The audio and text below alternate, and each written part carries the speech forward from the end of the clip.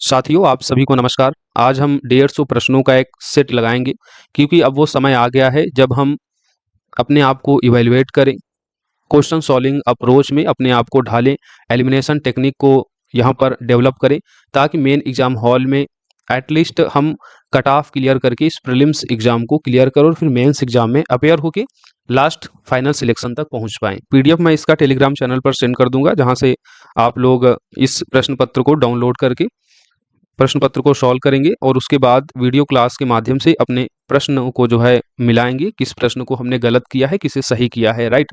और क्लास को जरूर अटेंड करेंगे क्योंकि यहाँ पर कुछ नई चीज़ें भी आपको बताई जाएंगी। कॉपी पेन लेकर बैठेंगे, जो चीज़ें नई बताई जाएंगी उसको आप नोट डाउन करेंगे ताकि लास्ट टाइम में आप इसका रिवीजन भी कर सकें। टेस्ट केवल सॉल्व करना नहीं है, जब तक आप लगाए हुए प्रश्न पत्रों का रिवीजन नहीं करेंगे तो उसका कोई आपको बहुत बेनिफिट नहीं मिलेगा। इसलिए टेस्ट के लिए एक अलग कॉपी बनाएं, 150 प्रश्न पत्रों को सॉल्व करें। और इसमें एक चीज़ और करनी होती है, जब हम लोग टेस्ट लगाते हैं। मान लीजिए प्रियम्बल का हमने क्वेश्चन सॉल्व किया कॉन्स्टिट्यूशन में और प्रियम्बल का क्वेश्चन हमसे गलत हो गया, तो गलत होने का कारण आप लिखेंगे प्रियम्बल, और क्वेश्चन गलत हुआ तो उसके आगे लिखेंगे लैक ऑफ नॉलेज या लैक ऑफ रिवीजन। तो जो चीज़ कमी हो रही हो, प्रश्न पत्र पूरा सॉल्व करने के बाद आप रजिस्टर उठाएंगे, देखेंगे कि अच्छा कौन से टॉपिक में क्या गलतियां की हैं। उन गलतियों को आप क्या कीजिएगा, टेस्ट लगाने के बाद उन गलतियों को सॉर्ट आउट करने के लिए आप उन टॉपिकों का रिवीजन करेंगे। अगर लैक ऑफ नॉलेज है तो उसको आप फिर से अच्छा पढ़ेंगे ताकि दोबारा अगर उस टॉपिक से टेस्ट पेपर में प्रश्न हो तो फिर गलत ना हो। इस तरीके से अपनी गलतियों को सॉर्ट आउट करते जाना है ताकि मेन एग्जाम हॉल में आप बेस्ट परफॉर्मेंस करके एग्जाम क्लियर कर सकें। एलिमिनेशन टेक्निक को डेवलप करना है, पेपर सॉल्विंग अप्रोच को डेवलप करना है, क्योंकि एक तरफ नॉलेज और दूसरी तरफ paper solving approach, elimination technique, ये सब जब आप सीखेंगे, ये इन सब चीज़ों को जब आप इंप्लीमेंट करेंगे तभी आपका प्रीलिम्स एग्जाम निकलेगा, तभी आप जो है पूरी तरीके से कॉन्फिडेंट हो पाएंगे। तो ये सारी चीज़ें आपको करना है, रजिस्टर लेकर बैठना है, जो गलतियां हो रही हो उनको नोट डाउन करना है, जो कॉन्सेप्ट फैक्ट लग रहा हो कि बार बार गलत हो रहा है उन सभी को नोट डाउन करते जाना है ताकि लास्ट टाइम पर उसका आप रिवीजन कर सकें। तो चलिए अब हम लोग प्रश्न पत्र को सॉल्व करना शुरू करते हैं। पहला प्रश्न पॉलिटी सेक्शन का है। अनुच्छेद 13 के संदर्भ में आपको बताना है, दो स्टेटमेंट दिए गए हैं। यह न्यायिक समीक्षा के सिद्धांत को स्पष्ट रूप प्रदान करता है। दूसरा स्टेटमेंट है, यह प्रावधान करता है कि संविधान संशोधन एक कानून नहीं है और इसे न्यायालय के समक्ष चुनौती नहीं दी जा सकती है। तो अनुच्छेद 13 पहले तो आपको पता होना चाहिए कि आर्टिकल 13 में कहा क्या गया है। आर्टिकल 13 प्रावधान करता है कि किसी भी मूल अधिकार, फंडामेंटल राइट्स में आएगा, 12 से 35 तक फंडामेंटल राइट्स के संबंध में आर्टिकल दिए गए हैं। तो आर्टिकल 13 क्या कहता है कि किसी भी फंडामेंटल राइट्स से असंगत या उसका अल्पीकरण करने वाले सभी कानून जो हैं वो शून्य होंगे। दूसरे शब्दों में हम कह सकते हैं कि ये जो आर्टिकल 13 है ये न्यायिक समीक्षा के सिद्धांत का प्रावधान करता है। यानी संसद ऐसा कोई कानून बनाता है जो मूल अधिकारों से असंगत हो या फिर मूल अधिकारों को अल्पीकरण या उनको सीमित करता हो, तो वैसे कानून, वैसी विधियां क्या होंगी, शून्य होंगी आर्टिकल 13 के अनुसार। तो पहला स्टेटमेंट तो सही है कि ये न्यायिक समीक्षा के सिद्धांत को स्पष्ट करता है। दूसरा स्टेटमेंट गलत होगा। केशवानंद भारती मामला 1973, जिसमें बुनियादी ढांचा यानी बेसिक स्ट्रक्चर का सिद्धांत दिया गया था, इस आधार पर अब संसद द्वारा पारित कोई कानून हो या संविधान संशोधन हो, चाहे वो मूल अधिकार का भले ही उल्लंघन कर रहा हो, किंतु यदि बेसिक स्ट्रक्चर का अगर वो हिस्सा है प्रावधान, तो उसे हम न्यायालय में चुनौती दे सकते हैं। तो दूसरा स्टेटमेंट यहाँ पर गलत हो जाएगा। तो ऑप्शन आपका हो जाएगा यहाँ पर सी, स्टेटमेंट केवल एक सही है। दूसरा क्वेश्चन है, संसद सदस्यों की शपथ या प्रतिज्ञान के संदर्भ में। शपथ या प्रतिज्ञान में संप्रभुता और अखंडता शब्द 16वें संविधान संशोधन अधिनियम 1963 के द्वारा जोड़ा गया था। बिल्कुल सही स्टेटमेंट है। शपथ में अंतिम बार परिवर्तन जो किया गया था वो बेसिकली इसी 16वें संविधान संशोधन अधिनियम 1963 के तहत किया गया था, जिसमें संप्रभुता और अखंडता को जोड़ा गया था। तो ये स्टेटमेंट सही है। और ये जो 16वां संविधान संशोधन अधिनियम हुआ था वो राष्ट्रीय एकता परिषद की सिफारिश पर किया गया था। तो दूसरा स्टेटमेंट भी सही है। तो इसका सही उत्तर हो जाएगा ऑप्शन 20, 1 और 2 दोनों सही। अच्छा, संसद जो शपथ लेते हैं, संसद सदस्यों की जो शपथ का प्रावधान है वो आर्टिकल 99 में है। ये भी बात आपको पता होनी चाहिए, आर्टिकल 99 में। आर्टिकल 104 क्या कहता है? एक आर्टिकल 104 है इंपॉर्टेंट। आर्टिकल 104 कहता है कि संसद के सदस्य अगर बिना शपथ लिए हुए सदन में बैठते हैं, मतदान करते हैं, तो उन पर संविधान के तहत दंड का प्रावधान है, वित्तीय दंड का प्रावधान है। 500 रुपए का वित्तीय दंड जो है उनको भरना पड़ता है अगर वो बिना शपथ लिए हुए सदन में बैठते हैं और मतदान करते हैं। तो ये आपको पता होना चाहिए, इंपॉर्टेंट है। शपथ और प्रतिज्ञान के संबंध में 16वां कॉन्स्टिट्यूशन अमेंडमेंट 1963, जिसमें शपथ में संप्रभुता और अखंडता जोड़ा गया था राष्ट्रीय एकता परिषद की सिफारिश पर। तीसरा क्वेश्चन है कि किसे राज्य का प्रमुख कहा जाता है। राज्य का प्रमुख किसे कहा जाता है, तो राष्ट्रपति को कहा जाता है। भारत में आप जानते हैं संसदीय प्रणाली है, संसदीय प्रणाली है।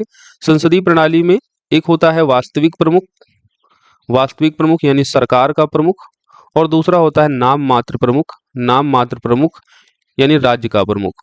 तो भारत में वास्तविक प्रमुख यानी सरकार का प्रमुख प्रधानमंत्री है, और नाम मात्र प्रमुख यानी राज्य का जो प्रमुख है वो कौन है, राष्ट्रपति है। तो सही उत्तर हो जाएगा ऑप्शन सी, राष्ट्रपति। कथन कारण वाला प्रश्न है अगला। कथन दिया गया है प्रधानमंत्री राष्ट्रपति के प्रसाद पर्यंत पद धारण करता है। कारण है राष्ट्रपति द्वारा प्रधानमंत्री को किसी भी समय पदमुक्त किया जा सकता है। कथन कारण जब भी आप क्वेश्चन सॉल्व करें तो कथन के बाद क्यों की लगा के करें। तो कथन तो सही है, प्रधानमंत्री राष्ट्रपति के प्रसाद पर्यंत पद ही धारण करते हैं। आर्टिकल 75 कहता है, आर्टिकल 75 तीन आपको आर्टिकल याद होने चाहिए, आर्टिकल 74, आर्टिकल 75 और आर्टिकल 78। आर्टिकल 74 क्या कहता है, आर्टिकल 74 कहता है राष्ट्रपति को सलाह देने के लिए एक मंत्री परिषद होनी चाहिए, एक मंत्री परिषद का प्रावधान करता है। आर्टिकल 75 में, आर्टिकल 75 में प्रधानमंत्री की जो नियुक्ति होगी वो राष्ट्रपति की होगी, और फिर प्रधानमंत्री की सलाह पर जो है अन्य मंत्रियों की नियुक्ति भी राष्ट्रपति करेगा। आर्टिकल 78 में राष्ट्रपति द्वारा जो है मंत्रिपरिषद से समय समय पर अगर कुछ कार्य संबंधी प्रावधानों की डिटेल या रिपोर्ट मांगता है तो वो राष्ट्रपति को देना पड़ता है, राइट। तो ये आर्टिकल 75 था जिसमें प्रधानमंत्री की नियुक्ति राष्ट्रपति के द्वारा की जाती है, इसलिए राष्ट्रपति के प्रधानमंत्री का जो पद होता है वो प्रसाद पर्यंत होता है। बिल्कुल सही स्टेटमेंट है, लेकिन कारण गलत है। कारण क्या है कि राष्ट्रपति द्वारा प्रधानमंत्री को किसी भी समय नहीं, जब तक लोकसभा में उसे बहुमत प्राप्त है तब तक राष्ट्रपति उसे पदमुक्त नहीं कर सकता है। 5 वर्ष का सामान्यतः कार्यकाल होता है, हालांकि संविधान में प्रधानमंत्री के कार्यकाल को जो है निश्चित नहीं किया गया है। सामान्य तौर पर 5 वर्ष का होगा, लेकिन इससे पहले अगर वो लोकसभा में बहुमत खो देता है तो राष्ट्रपति जो है तब उसे पदमुक्त कर सकता है। तो दूसरा स्टेटमेंट गलत है, किसी भी समय नहीं होगा, जब लोकसभा में बहुमत खो देगा प्रधानमंत्री तब ऐसी स्थिति आएगी। तो इसमें कथन तो सही है किंतु कारण गलत है, ऑप्शन सही हो जाएगा डी। अगला प्रश्न है निम्नलिखित में से किसने कहा कि यदि हमारे संविधान के तहत किसी पदाधिकारी की तुलना अमेरिकी राष्ट्रपति से की जाए तो वह प्रधानमंत्री है, ना कि संघ का राष्ट्रपति। तो ये स्टेटमेंट है भीमराव अम्बेडकर का, ऑप्शन बी सही होगा। अगला प्रश्न है मंत्रिपरिषद सामूहिक रूप से किसके प्रति उत्तरदायी होती है। तो मंत्रिपरिषद सामूहिक रूप से उत्तरदायी होती है लोकसभा के। किसके उत्तरदायी होती है, लोकसभा के उत्तरदायी होती है। नेक्स्ट क्वेश्चन है क्वेश्चन नंबर 7। संविधान के निम्नलिखित में से कौन से अनुच्छेद संसद के प्रावधान से संबंधित है। तो भाग 5 में आर्टिकल 79 से 122 तक जो प्रावधान है वो संसद के प्रावधानों से संबंधित है। तो सही उत्तर हो जाएगा इसका ऑप्शन है आर्टिकल 79 से आर्टिकल 122। नेक्स्ट क्वेश्चन नंबर 8 है राज्यसभा की अधिकतम संख्या कितनी निर्धारित है। तो राज्यसभा की अधिकतम संख्या 250 निर्धारित है, जिसमें 238 सदस्य जो हैं वो स्टेट या यूनियन टेरिटरी से होंगे। उसके अलावा जो 12 सदस्य होते हैं वो राष्ट्रपति के द्वारा मनोनीत किए जाते हैं। और ये जो मनोनीत सदस्य होते हैं वो 4 क्षेत्रों में उत्कृष्ट योगदान देने वाले व्यक्ति होते हैं, जिसमें आप देखेंगे कला, विज्ञान, साहित्य और समाज सेवा। तो ये आपको पता होना चाहिए, राइट, समाज सेवा। अच्छा, राज्यसभा जो है एक स्थायी सदन है जो विघटित नहीं होगी। इसके सदस्यों का जो कार्यकाल होता है वो 6 वर्ष होता है। हर दूसरे साल राज्यसभा एक स्थायी सदन है जो विघटित नहीं होता है। राज्यसभा के सदस्यों का कार्यकाल कितना होता है, तो 6 वर्ष का होता है। हर दूसरे वर्ष जो है 1/3 सदस्य पदमुक्त होते हैं, राइट। तो ये सारी चीजें आपको पता होनी चाहिए। वर्तमान में राज्यसभा के सदस्यों की कितनी संख्या है, तो 245 है, जिसमें 229 सदस्य स्टेट के हैं, 4 सदस्य यूनियन टेरिटरी से हैं और 12 सदस्य हमने आपको बताया राष्ट्रपति के द्वारा मनोनीत किए जाते हैं, राइट। तो अधिकतम संख्या राज्यसभा की कितनी है, 250, ऑप्शन सी सही हो जाएगा। राज्य का नाम परिवर्तित करने के लिए संसद को निम्नलिखित में से किस अनुच्छेद के अंतर्गत प्रावधान करना चाहिए। आपके पास ऑप्शन है अनुच्छेद 1, अनुच्छेद 2, अनुच्छेद 3, अनुच्छेद 4। तो इसका जो सही उत्तर होगा वो अनुच्छेद 3 होगा। अनुच्छेद 3 के तहत जो है संसद किसी भी राज्य के नाम को परिवर्तित कर सकता है। अनुच्छेद 3 में कई सारे प्रावधान हैं राज्य को लेकर, जैसे किसी भी राज्य का क्षेत्रफल में वृद्धि करना या उसके क्षेत्र को परिवर्तित करना, किसी भी राज्य की सीमाएं परिवर्तित करना, किसी भी राज्य का नाम परिवर्तित करना, ये सभी अनुच्छेद 3 के तहत किया जाता है। और ये राज्य का नाम परिवर्तित करना, ये सभी जो शक्तियां हैं वो संसद के पास हैं, संसद के पास है। इसमें राज्य की सहमति जरूरी नहीं होती है। संसद जो है बिना राज्य की सहमति से राज्य के क्षेत्रफल में, उसकी सीमाओं में उसके नाम को जो है परिवर्तित कर सकता है, राइट, उसके नाम को परिवर्तित कर सकता है। अनुच्छेद 1 क्या कहता है? अनुच्छेद 1 जानते हैं। अनुच्छेद 1 कहता है कि भारत राज्यों का एक संघ होगा, भारत राज्यों का एक संघ होगा।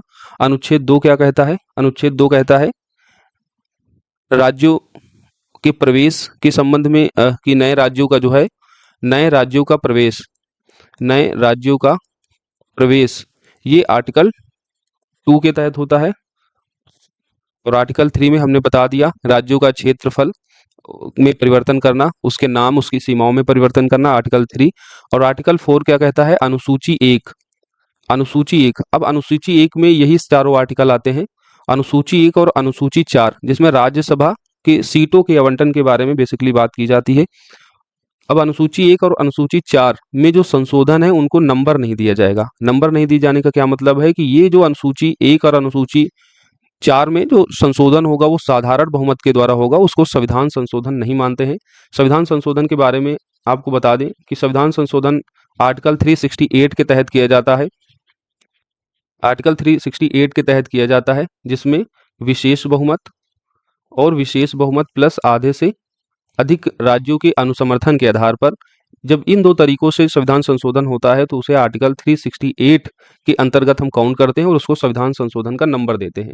साधारण बहुमत के द्वारा किया गया संशोधन आर्टिकल 368 के अंतर्गत नहीं आता है और साधारण बहुमत के द्वारा किए गए संशोधन को हम संशोधन का नंबर नहीं देते हैं। तो याद रखिएगा अनुच्छेद 4 के बारे में भी। तो हमने 9 का उत्तर क्या देखा? आर्टिकल 3, ऑप्शन सी सही होगा। बाकी सारी चीजें जो है एडिशनल नॉलेज के तौर पर हमने आपको बता दी। नेक्स्ट क्वेश्चन है क्वेश्चन नंबर 10। लोकसभा और राज्यसभा में विपक्ष के नेता को संवैधानिक मान्यता किस वर्ष दी गई थी? तो संवैधानिक मान्यता जो लोकसभा और राज्यसभा के विपक्ष के नेता को मिली थी वो 1977 में मिली थी। सही उत्तर है इसका ऑप्शन सी। आप जानते हैं 2014 और उसके बाद 2019 का जो इलेक्शन होता है इसमें जो है भाजपा पूर्ण बहुमत से जीतती है और विपक्ष जो है इस टाइम नहीं होता है। कारण क्या है कि विपक्ष दल के नेता को जो है सदन की कुल सदस्य संख्या का 10वां हिस्सा कम से कम होना चाहिए, यानी जितनी सदन की संख्या है अगर विपक्ष के पास 1/10 वो संख्या है तभी जो है उस पार्टी में कोई विपक्ष का नेता बन पाएगा। अगर अपोजिशन पार्टी के पास जो है कुल सदस्य संख्या का 1/10 हिस्सा है तो। और 2014-2019 में ऐसा नहीं हो पाया था, कोई भी पार्टी जो है सदन के कुल संख्या का 1/10 प्राप्त नहीं कर सकी थी। लेकिन 2024 का जो इलेक्शन हुआ उसमें जो है अच्छी खासी सीट जो है कांग्रेस और उसके साथ जो सम्मिलित पार्टियां हैं जिसको हम लोग इंडिया अलायंस कहते हैं, तो इंडिया अलायंस ने जो है सदन की संख्या का 1/10 से अधिक हिस्सा जो है प्राप्त करके लोकसभा में विपक्ष का नेता बनाए गए। कौन बनाया गया था? तो राहुल गांधी जी को, राहुल गांधी जी को विपक्ष का नेता बनाया गया था, राइट। तो दोनों सदन में विपक्ष का नेता होता है, जैसे लोकसभा में इस टाइम राहुल गांधी है और राज्यसभा में कौन है? राज्यसभा में मल्लिकार्जुन खड़गे हैं। तो लोकसभा और राज्यसभा के विपक्ष के नेता के बारे में आपको पता होना चाहिए। सदन की कुल सदस्य संख्या का 10वां हिस्सा से कम न हो तो उस सदन में विपक्ष के नेता के रूप में मान्यता प्रदान की जाती है। इनका मुख्य कार्य क्या होता है? सरकार की नीति और वैकल्पिक सरकार की रचनात्मक आलोचना करना।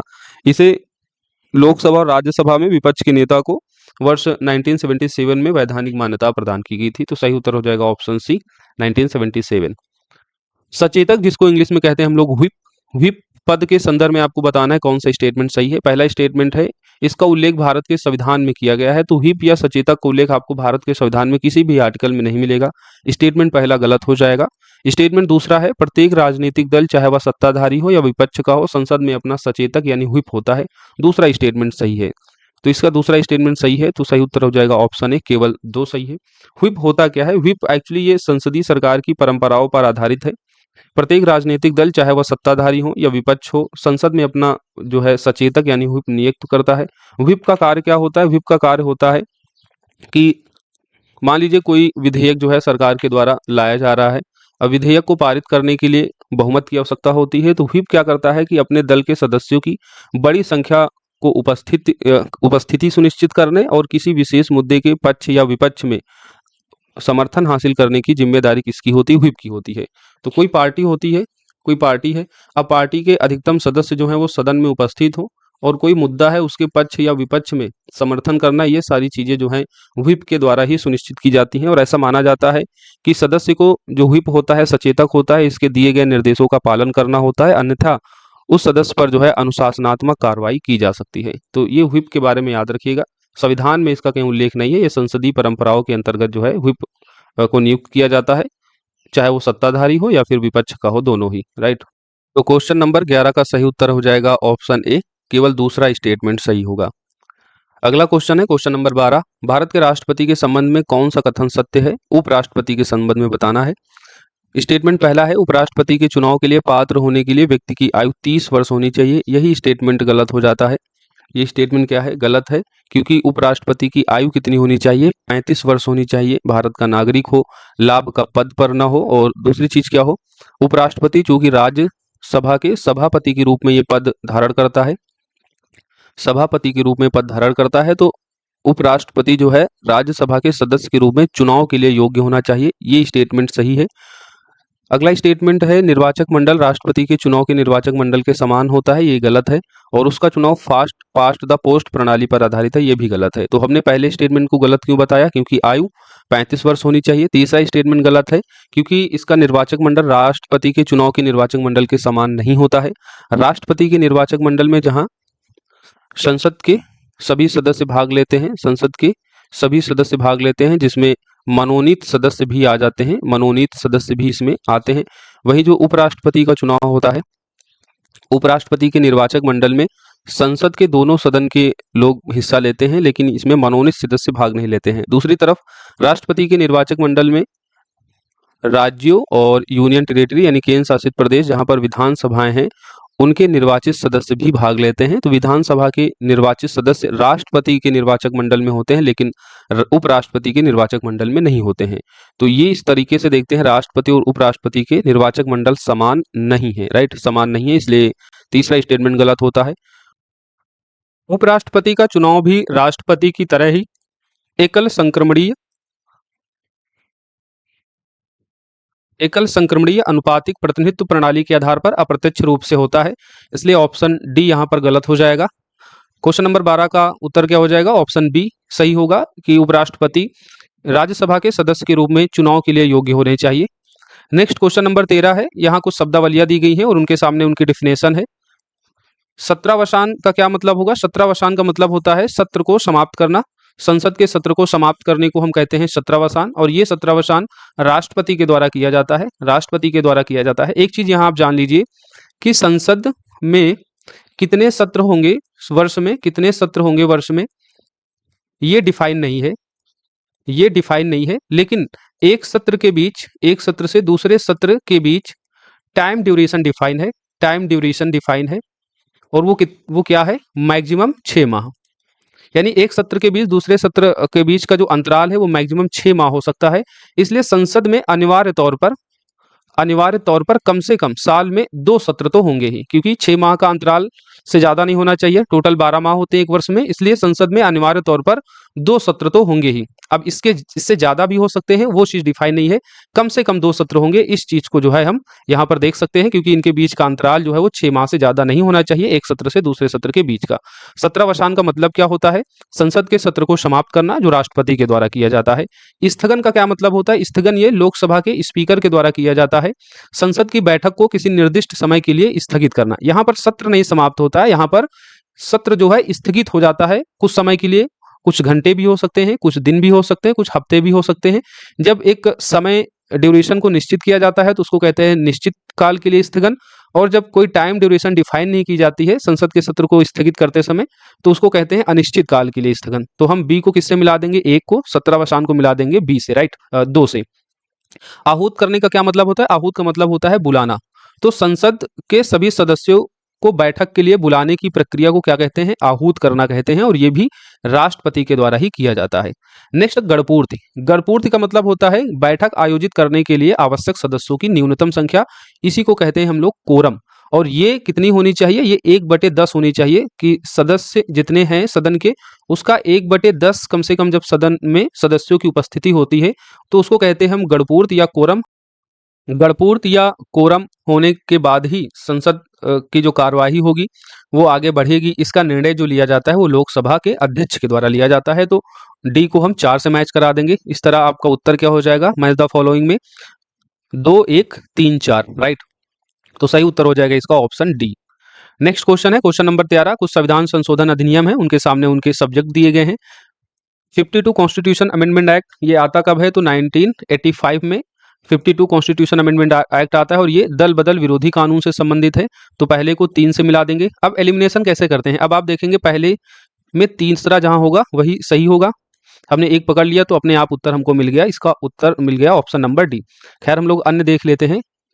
61वां कॉन्स्टिट्यूशन अमेंडमेंट एक्ट ये आता है 1988 में और इस संविधान संशोधन अधिनियम के द्वारा 61वां संविधान संशोधन अधिनियम के द्वारा मतदान की आयु में कमी की जाती है, 21 वर्ष से घटाकर 18 वर्ष कर दी जाती है, राइट। तो बी को हम 2 से मिला देंगे। 73वां कॉन्स्टिट्यूशन अमेंडमेंट एक्ट ये 1992 में आता है और ये पंचायती राज संस्थाओं से संबंधित होता है। तो सी को पहले से मिला देंगे। और 86वां संविधान संशोधन अधिनियम 2002 में आता है और ये संशोधन अधिनियम क्या करता है, ये शिक्षा के अधिकार को मूल अधिकार फंडामेंटल की श्रेणी में ये शामिल करता है, राइट। 6 से 14 वर्ष की आयु के बच्चों के लिए शिक्षा को मूल अधिकार बनाया जाता है जिससे निःशुल्क और अनिवार्य शिक्षा सुनिश्चित हो सके 86वां संविधान संशोधन अधिनियम 2002 के द्वारा। तो डी को हम 4 से मिला देंगे। इस तरह उत्तर क्या हो जाएगा आपका 3 2 1 4, ऑप्शन नंबर डी। अगला प्रश्न है क्वेश्चन नंबर 15। किसी राज्य का राज्यपाल धन विधेयक को राष्ट्रपति के विचारार्थ आरक्षित कर सकता है। बिल्कुल सही बात है। राज्यपाल के पास जब कोई विधेयक आता है तो राज्यपाल उसमें 3 तरीके के एक्शन ले सकता है, या तो विधेयक को सहमति दे दे या फिर उसको अपने पास ही आरक्षित कर ले, राज्यपाल स्वयं अपने पास आरक्षित कर ले, या इसके अलावा वो राष्ट्रपति के पास भी उस विधेयक को आरक्षित कर सकता है। राष्ट्रपति के पास भी राज्यपाल विधेयक को आरक्षित कर सकता है। आप लोग आर्टिकल बताएं कि किस आर्टिकल के तहत राज्यपाल को ये विधेयक पर सहमति के संबंध में शक्तियां दी गई हैं। तो किसी राज्य का राज्यपाल धन विधेयक को राष्ट्रपति के विचारार्थ आरक्षित रख सकता है। बिल्कुल, धन विधेयक को भी राज्यपाल जो है राष्ट्रपति के विचारार्थ आरक्षित रख सकता है। हमने कहा जब कारण पढ़े तो क्योंकि लगाएं। अगर क्योंकि वो सेटिस्फाई हो रहा है तो कथन कारण सही होगा, व्याख्या कर रहा होगा। जब राज्यपाल किसी धन विधेयक को राष्ट्रपति के विचारार्थ आरक्षित करता है तो विधेयक के अधिनियम में उसकी कोई भूमिका नहीं रहती है। तो इस तरीके से कथन कारण जो है एक दूसरे की व्याख्या तो नहीं कर रहे, लेकिन स्टेटमेंट जो है वो कारण वाला भी सही है कि जब धन विधेयक को राष्ट्रपति के विचारार्थ आरक्षित किया जाता है तो विधेयक के अधिनियम में उसकी मतलब राज्यपाल की फिर कोई भूमिका नहीं रहती है। वो पूरी तरीके से धन विधेयक राष्ट्रपति के जो है राष्ट्रपति के विचारार्थ वो पूरी तरीके से निर्भर हो जाता है। राष्ट्रपति उस पर जो प्रतिक्रिया देगा वही चीज उस धन विधेयक के संबंध में सही होगा, राइट। क्योंकि धन विधेयक को जब लाया जाता है राज्य के संबंध में तो पहले राज्यपाल की पूर्व अनुमति होती है, उसके बाद ही धन विधेयक को सदन के पटल में पेश किया जाता है। जैसे अगर हम सेंट्रल गवर्नमेंट की बात करें तो वहां पर राष्ट्रपति की पूर्व अनुमति के बाद में लोकसभा में जो है धन विधेयक लाया जाता है। उसी तरीके से जब हम राज्य में आते हैं तो राज्यपाल की पूर्व अनुमति के बाद ही विधानमंडल में धन विधेयक को लाया जाता है। इसलिए धन विधेयक पर राज्यपाल जो है सहमति देना उसके लिए अनिवार्य होगा। राज्यपाल धन विधेयक को अपने पास आरक्षित नहीं रखेगा, उसके पास दूसरी एक पावर होती है कि उस धन विधेयक को राष्ट्रपति के पास भेज दे। लेकिन जब धन विधेयक को राष्ट्रपति के विचारार्थ राज्यपाल के द्वारा भेजा जाता है तो फिर विधेयक के अधिनियम में राज्यपाल की भूमिका खत्म हो जाती है। तो इस तरीके से कथन कारण दोनों सही है मगर एक दूसरे की वो व्याख्या नहीं कर रहे हैं। उत्तर हो जाएगा इसका ऑप्शन बी। अगला प्रश्न है प्रश्न संख्या 16। ये भी कथन कारण वाला है। भारत को विनाशी राज्यों का अविनाशी संघ कहा गया है। क्वेश्चन नंबर 16 क्या कह रहा है कथन कि भारत को विनाशी राज्यों का अविनाशी संघ कहा गया है। हमने आपको आर्टिकल 1 बताया है कि आर्टिकल 1 में क्या कहा गया, भारत जो है वो राज्यों का संघ होगा। फिर हमने आर्टिकल 2 और आर्टिकल 3 में क्या बताया था। आर्टिकल 2 में हमने नए राज्यों के प्रवेश की बात की थी। आर्टिकल 3 में राज्यों के क्षेत्र, उनके नाम, उनके सीमा में परिवर्तन संबंधी बात की थी। और आर्टिकल 4 में हमने बताया था कि अनुसूची 1 जिसमें आर्टिकल 1 2 3 4 सभी आ जाते हैं, और अनुसूची 4 जिसमें राज्य की सीटों का आवंटन से संबंधित चर्चा की गई है। इनमें अगर कोई परिवर्तन संसद के द्वारा किया जाता है, संशोधन किया जाता है, तो उसको नंबर नहीं दिया जाता, यानी उस संशोधन को हम आर्टिकल 368 के अंतर्गत शामिल नहीं करते हैं। वो साधारण बहुमत के द्वारा ही हो जाता है। और संसद आर्टिकल 1, 2, 3 में कोई भी संशोधन करती है संसद, तो उसमें राज्य की सहमति जो है वो अनिवार्य नहीं है, राइट। राज्य की सहमति अनिवार्य नहीं है, क्योंकि साधारण बहुमत से ही वो संविधान संशोधन हो जाता है। इसलिए किसी भी राज्य की क्षेत्रीय अखंडता की गारंटी जो है संविधान के द्वारा नहीं दी गई है। संसद स्वयं जो है उसमें बिना राज्य की सहमति से राज्यों के नाम, राज्यों की सीमा, राज्यों के क्षेत्र को जो है बदल सकता है, उसको कम ज्यादा कर सकता है।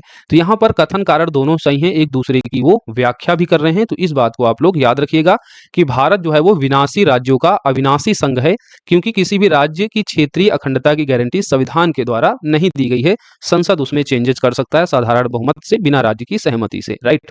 तो इसका सही उत्तर हो जाएगा ऑप्शन ए। अगला प्रश्न है क्वेश्चन नंबर 17। यहाँ पर कुछ आर्टिकल दिए गए हैं मूल अधिकार से संबंधित। हम कह रहे हैं कि आप लोग 12 से 35 तक के आर्टिकल याद होने चाहिए फंडामेंटल राइट्स के, फिर उसके बाद 36 से 51 तक डीपीएसपी के कम से कम आर्टिकल आपको जो है याद होने चाहिए। तो पहला इसमें फंडामेंटल राइट्स है गिरफ्तारी और हिरासत से संरक्षण। गिरफ्तारी और हिरासत से संरक्षण ये आर्टिकल 22 में कहा गया है। अपराधों की दोष सिद्धि के संबंध में आरक्षण ये आर्टिकल 20 में है। और मानव दुर्व्यापार का निषेध ये आर्टिकल 23 में है। संवैधानिक उपचारों का अधिकार ये आर्टिकल 32 है। इस तरह इस प्रश्न का सही उत्तर क्या हो जाएगा? पहले को हमने दूसरे से मिलाया है, तो पहले से दूसरे से अगर आप मिलाओगे तो ऑप्शन सी और ऑप्शन डी एलिमिनेट हो जाएंगे। उसके बाद दूसरे को आपको मिलाना है तीसरे से। दूसरे को जब आप तीसरे से मिलाएंगे तो ऑप्शन बी भी एलिमिनेट हो जाएगा। सही उत्तर आ जाएगा आपके पास 2, 3, 1, 4, 2, 3, 1, 4, ऑप्शन नंबर ए, राइट। भारतीय संविधान की प्रस्तावना के संदर्भ में निम्नलिखित कथनों पर आपको बताना है, विचार करना है। पहला स्टेटमेंट है संविधान 26 नवंबर 1949 को अपनाया गया था। संविधान 26 नवंबर 1949 को अपनाया गया था, ये बिल्कुल सही स्टेटमेंट है। संविधान को 26 नवंबर 1949 को अपनाया गया था। दूसरा स्टेटमेंट है 42वें संविधान संशोधन अधिनियम 1976 के माध्यम से प्रस्तावना में समाजवादी, पंथनिरपेक्ष, लोकतांत्रिक शब्द को शामिल किया गया था। तो ये स्टेटमेंट गलत है। समाजवाद, पंथनिरपेक्ष और अखंडता, न कि लोकतंत्र, लोकतंत्र शब्द को जोड़ा गया था। समाजवादी, पंथनिरपेक्ष और अखंडता शब्द को शामिल किया गया था 42 कॉन्स्टिट्यूशन अमेंडमेंट एक्ट 1976 के द्वारा, राइट। तो इसका स्टेटमेंट दूसरा गलत हो जाएगा। सही उत्तर हो जाएगा इसका ऑप्शन सी, केवल एक सही। सर्वोच्च न्यायालय के निम्नलिखित मामलों पर आपको विचार करना है। यहाँ पर कुछ सुप्रीम कोर्ट के केसेस दिए गए हैं। अब यहाँ पर क्रम लगाना है, घटनाओं का यहाँ पर क्रम लगाना है। केशवानंद भारती मामला ये 1973 का है। गोलकनाथ मामला, गोलकनाथ मामला ये आपका आता है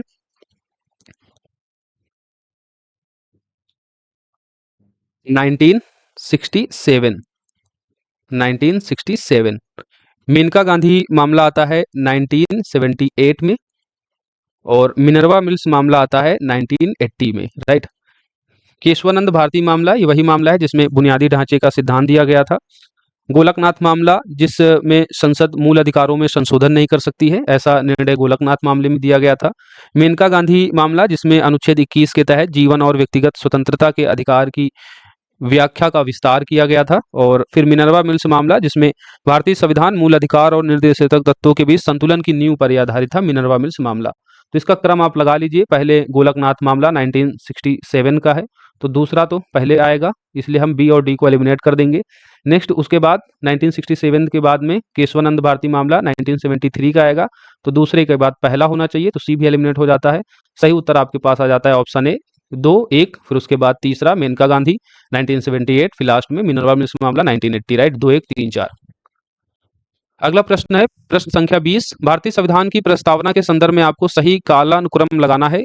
प्रस्तावना के संबंध में आपको पता होना चाहिए प्रस्तावना के 4 घटक हैं। प्रस्तावना के 4 घटक हैं। 4 घटकों में पहला है संविधान के अधिकार का स्रोत है। पहला घटक कौन सा है? संविधान के अधिकार का स्रोत है। और संविधान के अधिकार का स्रोत है क्या? भारत के लोगों से जो है अपना अधिकार प्राप्त करता है भारत का संविधान, इसलिए प्रस्तावना जब शुरू होती है तो हम भारत के लोग से शुरू होती है। उसके बाद भारतीय राज्य की प्रकृति के बारे में बताया गया है। भारतीय राज्य की प्रकृति कैसी है? एक संप्रभु है। अब शब्दों का क्रम आपको पता होना चाहिए। संप्रभु, समाजवादी, पंथ निरपेक्ष, लोकतांत्रिक, गणराज्य, ये भारतीय राज्य की प्रकृति है। और इन शब्दों का क्रम प्रस्तावना में ऐसे ही है और आपको एज इट इज याद रखना होगा। संप्रभु, समाजवादी, पंथ निरपेक्ष, लोकतांत्रिक, गणराज्य। अब आपको किसी तरीके से इसमें चाहे कोई ट्रिक लगा लीजिए या फिर ABCD नंबरों के माध्यम से उसको कुछ क्रम लगा के याद कर लीजिए, लेकिन ये मल्टीपल टाइम पूछा जाता है, आपको पता होना चाहिए। संप्रभु, समाजवादी, पंथ निरपेक्ष, पंथ निरपेक्ष की जगह अगर धर्म निरपेक्ष दे दिया जाएगा तो भी वहां सही हो जाएगा वो। पंथ निरपेक्ष, लोकतांत्रिक, गणराज्य, ये सही क्रम है प्रस्तावना में संविधान राज्यों की प्रकृति के संबंध में। प्रकृति का प्रस्तावना का जो तीसरा घटक है वो है संविधान के उद्देश्य के बारे में बताता है। संविधान के उद्देश्य क्या हैं? तो न्याय, स्वतंत्रता, समानता और बंधुत्व, ये उद्देश्य हैं प्रस्तावना में जो संविधान के उद्देश्य को मेंशन किया गया है। अच्छा, अगर आपसे कह दिया जाए कि प्रस्तावना में कितने तरीके की न्याय की बात की गई है, तो 3 तरीके की न्याय की चर्चा की गई है, सामाजिक, आर्थिक और राजनीतिक न्याय, राइट। 3 प्रकार के न्याय की बात की गई है। अगर आपसे कह दिया जाएगा प्रस्तावना में कितने तरीके की स्वतंत्रता की चर्चा की गई है, तो 5 प्रकार की स्वतंत्रता की चर्चा की गई है। नंबर पूछा जाता है और इसके अंदर ये पूछा जाता है कि प्रस्तावना में कितने प्रकार की स्वतंत्रता की चर्चा की गई है, तो आप क्या बताएंगे? 5। और कौन कौन सी स्वतंत्रता है ये भी आपको पता होनी चाहिए। तो स्वतंत्रता में एक तो विचार की स्वतंत्रता, अभिव्यक्ति की स्वतंत्रता, विचार अभिव्यक्ति, विश्वास की स्वतंत्रता, विचार अभिव्यक्ति विश्वास, धर्म और उपासना, धर्म की स्वतंत्रता और उपासना की स्वतंत्रता। तो ये 5 स्वतंत्रताओं का उल्लेख संविधान की प्रस्तावना में किया गया है, विचार अभिव्यक्ति, विश्वास, धर्म और उपासना। इसके बाद अगर समानता आपसे पूछी जाएगी तो 2 प्रकार की समानता की चर्चा की गई है। 2 प्रकार की समानता की चर्चा की गई है।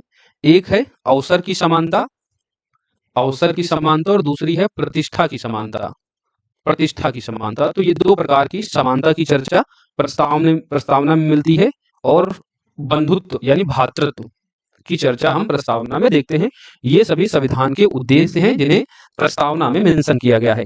प्रस्तावना का जो अगला और चौथा घटक है वो है संविधान को अपनाने की तिथि के संबंध में।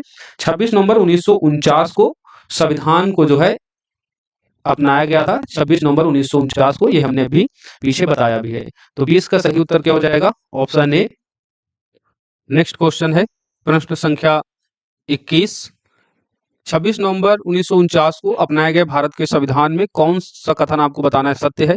तो इसका जो ऑप्शन बी है वो सही होगा कि जब 26 नवंबर 1949 को संविधान अपनाया गया था तो संविधान में एक प्रस्तावना थी, अनुच्छेदों की संख्या 395 थी और अनुसूचियां कितनी थी? 8 थी। वर्तमान में देखेंगे तो प्रस्तावना तो एक ही है, अनुच्छेदों की संख्या बढ़ गई है, कॉन्स्टिट्यूशन अमेंडमेंट एक्ट के द्वारा कुछ नए अनुच्छेद जोड़े गए हैं और भाग भी कितने हो गए हैं? 25 भाग। तो 25 भाग में लमसम 448 आर्टिकल्स वर्तमान में है और इससे भी अधिक आपको डिफरेंट बुक्स में मिल जाएगा। लेकिन आपको ये याद रखना है 25 भाग हैं और इसके अलावा अनुसूचियां बढ़कर हो गई हैं 12 अनुसूचियां और अनुच्छेदों की संख्या लमसम जो है वो 450 के आसपास होगी है, राइट। 448 कहीं और भी संख्या लिखी होगी तो उसमें आपको बहुत कंफ्यूज नहीं होना है। मूल संविधान में 395 अनुच्छेद थे, 8 अनुसूचियां थी और एक प्रस्तावना, और वर्तमान में 12 अनुसूचियां हो गई हैं और भागों की संख्या हो गई है 25, राइट। तो इसका सही उत्तर क्या हो जाएगा? 21 का ऑप्शन बी। आप लोग कमेंट बॉक्स में बताइए कि मूल संविधान में कितने भाग थे? वर्तमान में तो 25 भाग हैं, मूल संविधान में संविधान के कितने भाग थे? कमेंट बॉक्स में बताइए। अगला प्रश्न देखते हैं, प्रश्न संख्या 22। निम्नलिखित में से कौन सा कथन संविधान सभा के संबंध में सही नहीं है? पहला स्टेटमेंट है इसका गठन क्रिप्स मिशन प्रस्ताव द्वारा किया गया था। पहला ही कथन गलत हो जाता है, ये कैबिनेट मिशन के द्वारा जो है संविधान सभा का गठन किया गया था, कैबिनेट मिशन के द्वारा, राइट। कैबिनेट मिशन के द्वारा किया गया था, ना कि क्रिप्स मिशन प्रस्ताव के द्वारा। तो स्टेटमेंट पहला गलत हो जाता है। इसकी पहली बैठक 9 दिसंबर 1946 की हुई थी, ये स्टेटमेंट सही है। संविधान सभा की जो पहली बैठक थी वो 9 दिसंबर 1946 को गठित होती है। यह पूर्ण रूप से निर्वाचित निकाय था, ये भी स्टेटमेंट गलत है। संविधान सभा का जो गठन किया जाता है ये प्रांतीय विधानसभाओं के सदस्यों द्वारा अप्रत्यक्ष चुनाव के द्वारा यहाँ पर प्रतिनिधि चुने जाते हैं। भारत सरकार अधिनियम 1935 के तहत अप्रत्यक्ष रूप से स्थापित प्रांतीय विधानसभाओं के सदस्यों द्वारा जो है चुने जाते हैं कुछ सदस्य। और यहाँ पर रियासतों के प्रतिनिधि के मामलों की जब बात आती है, रियासतों के प्रतिनिधि के जब मामलों की बात आती है तो वहां पर प्रतिनिधियों को रियासतों के प्रमुखों के द्वारा नामित किया गया था।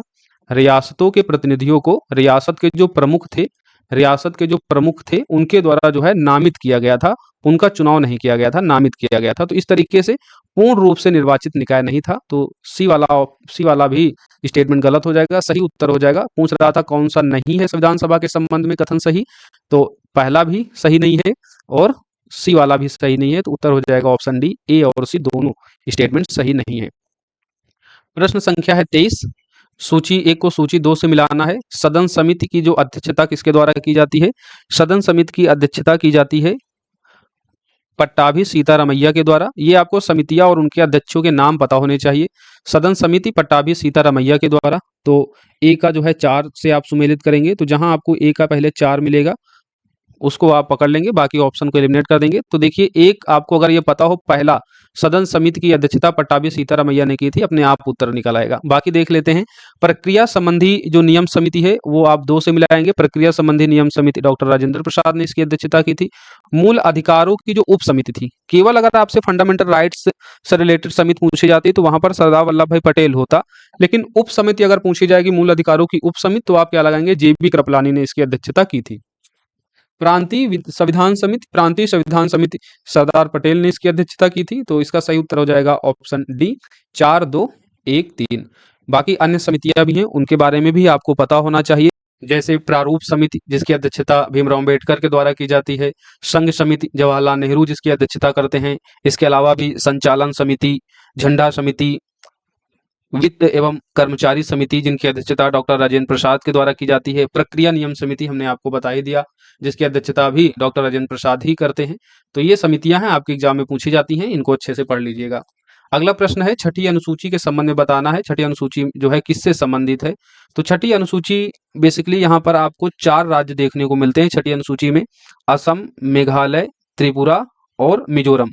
असम, मेघालय, त्रिपुरा और मिजोरम में आदिवासी क्षेत्रों के प्रशासन का प्रावधान करती है, ताकि इन राज्यों में आदिवासी आबादी के अधिकारों की रक्षा की जा सके। राइट, आदिवासी अधिकारों की रक्षा की जा सके। तो असम, मेघालय, मिजोरम और त्रिपुरा, इन 4 राज्यों की यहाँ पर चर्चा की गई है। मणिपुर जो है नहीं है इसमें, तो सही उत्तर हो जाएगा इसका ऑप्शन बी सही। राइट, और छठी अनुसूची किससे संबंधित है? तो इन 4 राज्यों में आदिवासी क्षेत्रों के प्रशासन का प्रावधान करना, ताकि आदिवासी अधिकारों को जो है सुरक्षित किया जा सके, संरक्षित किया जा सके। इसी तरीके से एक 5वीं अनुसूची भी है। 5वीं अनुसूची में क्या कहा गया है? 5वीं अनुसूची में ये जो छठी अनुसूची में शामिल जो 4 राज्य हैं, इसके अलावा अन्य राज्यों में अनुसूचित क्षेत्रों और जनजातियों के प्रशासन और नियंत्रण के लिए प्रावधान करती है। तो 5वीं अनुसूची में अनुसूचित क्षेत्र और जनजातियों के प्रशासन और नियंत्रण के लिए प्रावधान करती है। छठी अनुसूची में 4 राज्यों को अलग से मेंशन किया गया है। तो 4 राज्यों को अगर आप छोड़ देंगे, उसके अलावा जो भारत के अन्य राज्यों में अनुसूचित जातियां हैं और जनजाति क्षेत्र हैं, उनके संरक्षण और उनके नियंत्रण का प्रावधान 5वीं अनुसूची में किया गया है। छठी में 4 राज्य हैं, आपसे पूछा जाता है, याद रखिएगा। असम, मेघालय, त्रिपुरा, मिजोरम, मणिपुर इसमें नहीं है। अगला प्रश्न है प्रश्न संख्या 25। भारत के संविधान की नवी अनुसूची भारत के निम्नलिखित संवैधानिक संशोधन अधिनियम में से किसके द्वारा सम्मिलित की गई थी? तो इसमें पहला उत्तर सही हो जाएगा। पहला कॉन्स्टिट्यूशन अमेंडमेंट एक्ट 1951 के द्वारा जो है संविधान में नवी अनुसूची को इंट्रोड्यूस किया जाता है। नवी अनुसूची भू सुधारों और जमींदारी प्रणाली के उन्मूलन से संबंधित थी। भू सुधारों और जमींदारी उन्मूलन प्रणाली से संबंधित थी। नवी अनुसूची में अगर कोई विषय डाल दिया जाता है तो फिर वो विषय जो है न्यायालय में वाद योग्य नहीं होता है, उसे न्यायालय में चुनौती नहीं दी जा सकती थी, चाहे मामला वो मूल अधिकार के उल्लंघन का ही क्यों न हो। सुप्रीम कोर्ट ने 2007 में एक निर्णय दिया था। सुप्रीम कोर्ट ने 2007 में एक निर्णय दिया था कि 24 अप्रैल 1975 के बाद, ये डेट याद रखिएगा, 24 अप्रैल 1975 के बाद सम्मिलित कानूनों की न्यायिक समीक्षा की जा सकती थी, चाहे वो इस नवी अनुसूची में ही शामिल क्यों न हो।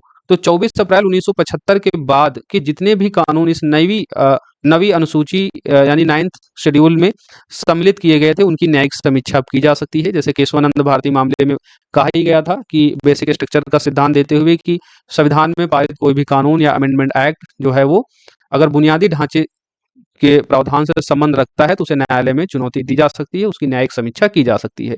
तो नवी अनुसूची में पहले जो इसको इंट्रोड्यूस करते समय प्रावधान किया गया था कि कोई भी विषय अगर नवी अनुसूची के अंतर्गत डाल दिया जाता है तो फिर उसे न्यायालय में चुनौती नहीं दी जा सकती थी।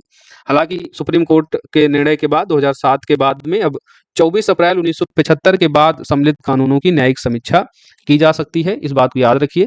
24 अप्रैल 1975 से पहले जितने विषय इस नवी अनुसूची में रखे गए थे उनकी न्यायिक समीक्षा नहीं की जा सकती है। तो इस तरीके से आप लोग इसको याद रखिएगा, महत्वपूर्ण है।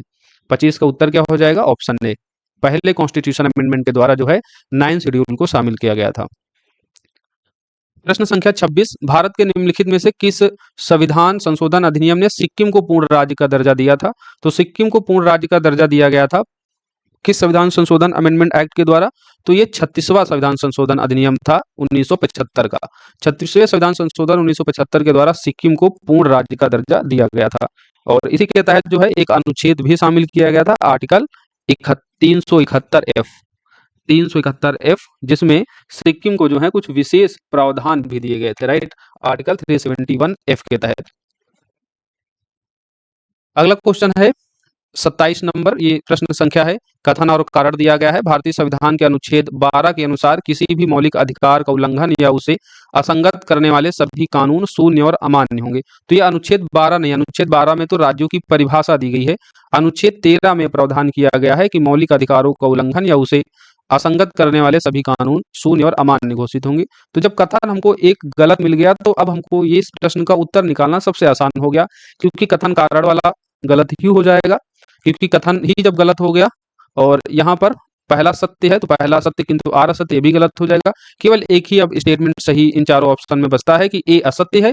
जब ए असत्य है तो आर जो है वो सत्य ही होगा, उसको पढ़ने की भी जरूरत नहीं होगी, राइट। तो कथन कारण में ये सबसे अच्छी चीज है, अगर आपको कथन कारण में से कोई भी एक स्टेटमेंट गलत मिल जाता है तो फिर उत्तर जो है 4 ऑप्शन में एक निकल आता है, फिर आपको उसमें बहुत ज्यादा पढ़ने और दिमाग लगाने की जरूरत नहीं रहती है। हालांकि कारण देख लेते हैं। केशवानंद भारती मामला 1973 में सर्वोच्च न्यायालय ने निर्णय दिया कि किसी संवैधानिक संशोधन को इस आधार पर चुनौती नहीं दी जा सकती है कि वह मौलिक अधिकारों का उल्लंघन करता है जो कि संविधान के मूल ढांचे का घटक है, राइट। तो कारण क्या है? सही है, कथन गलत है।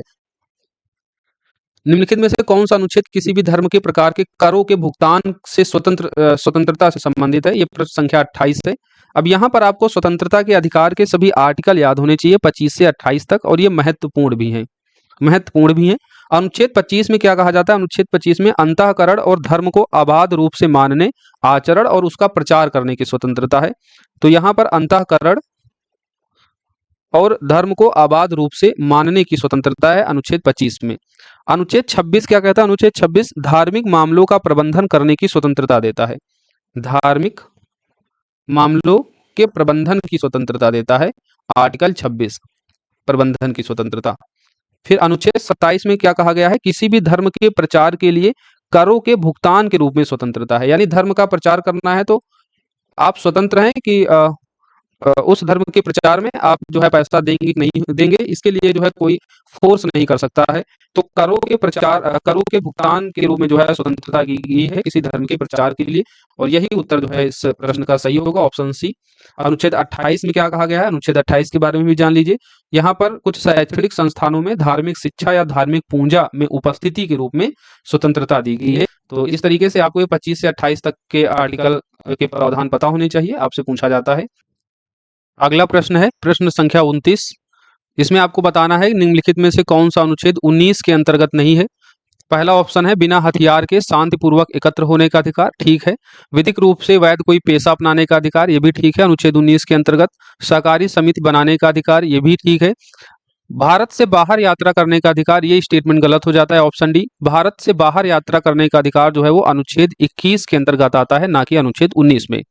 अनुच्छेद 19 में 6 आपको सब आर्टिकल मिलेंगे, जिसमें पहला क्या कहता है? पहला कहता है वाक एवं अभिव्यक्ति की स्वतंत्रता है, वाक और अभिव्यक्ति की स्वतंत्रता, और इसी आर्टिकल के तहत जो है आप फ्रीडम ऑफ प्रेस देखते हैं, प्रेस की स्वतंत्रता। 19 का जो दूसरा क्लॉज कहता है वो शांतिपूर्वक सम्मेलन में भाग लेने का अधिकार, शांतिपूर्वक कोई सम्मेलन करने या उसमें भाग लेने का अधिकार है। इसकी क्लॉज 3 कहती है, 19 की क्लॉज 3 कहती है संगम या संघ बनाने का अधिकार, संगम या संघ बनाने का अधिकार, और इसी के अंतर्गत आप सहकारी समितियां वगैरह देखते हैं। जो 19 की क्लॉज चौथी है उसमें आबाद संचरण की स्वतंत्रता का अधिकार दिया गया, और ये भारत के अंदर जो है आप कहीं भी घूम सकते हैं। कुछ क्षेत्रों को यहाँ पर रिस्ट्रिक्ट किया गया है, अनुसूचित जनजातियों के जो कुछ क्षेत्र हैं उनको जो है रिस्ट्रिक्ट किया गया है, उसके अलावा जो है आप भारत में कहीं भी घूम सकते हैं। फिर इसकी जो क्लॉज 5 है उसमें भारत के किसी भाग में निवास करने और बसने का अधिकार है, यानी आप कहीं भी निवास कर सकते हैं, बस सकते हैं। इसमें भी एक रिस्ट्रिक्शन लगाया गया है, वही अनुसूचित जनजातियों के क्षेत्र में वहां जाने, वहां बसने का अधिकार जो नहीं दिया गया है। क्यों नहीं दिया जाता है? ताकि अनुसूचित जो क्षेत्र, आदिवासी क्षेत्र हैं, उनकी संस्कृतियों और उनके अधिकारों की रक्षा किया जा सके, राइट। जो इसकी क्लॉज 6 है अनुच्छेद 19 की, उसमें कोई भी पेशा अपनाने, कोई व्यवसाय, व्यापार या कारोबार करने का भी अधिकार दिया गया है। तो इस तरीके से आपको आर्टिकल 19 के सभी 6 सब आर्टिकल के बारे में आपको पता होना चाहिए। यहाँ से भी प्रश्न आता है। भारत के अंदर आप कहीं भी घूम सकते हैं, रह सकते हैं, निवास कर सकते हैं, व्यापार कर सकते हैं आर्टिकल 19 के अंतर्गत। लेकिन भारत से बाहर अगर आपसे कहा जाए, भारत से बाहर यात्रा करने का अधिकार, वो आर्टिकल 21 के अंतर्गत आता है, राइट। तो 19 का क्या उत्तर सही हो जाएगा? Option D.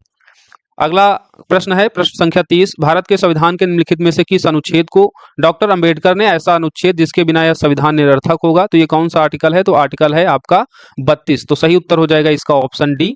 अनुच्छेद 32 को जो है भीमराव अंबेडकर ने संविधान की आत्मा कहा था। अनुच्छेद 32 है क्या? अनुच्छेद 32 है क्या, इसके बारे में आप जानते ही होंगे। अनुच्छेद 32 ये संवैधानिक उपचारों का अधिकार है। संवैधानिक उपचारों का अधिकार है। सुप्रीम कोर्ट जो है आप डायरेक्ट जा सकते हैं अनुच्छेद 32 के अनुसार। अगर आपके फंडामेंटल राइट्स का हनन हो रहा हो तो आप अनुच्छेद 32 के तहत जो है डायरेक्ट सुप्रीम कोर्ट जा सकते हैं। संवैधानिक उपचारों का अधिकार यानी संविधान की रक्षा, उसके संरक्षण का अधिकार अनुच्छेद 32 में न्यायालय के द्वारा किया जाता है। और इसी आर्टिकल को डॉक्टर अंबेडकर ने संविधान की आत्मा कहा है। और ये आर्टिकल जो 32 है वो बेसिक स्ट्रक्चर के अंतर्गत भी शामिल है। बेसिक स्ट्रक्चर के अंतर्गत भी इसको शामिल किया गया है। संविधान के मूल ढांचे का हिस्सा आर्टिकल 32 को माना जाता है, राइट। चलिए अगला प्रश्न देखते हैं।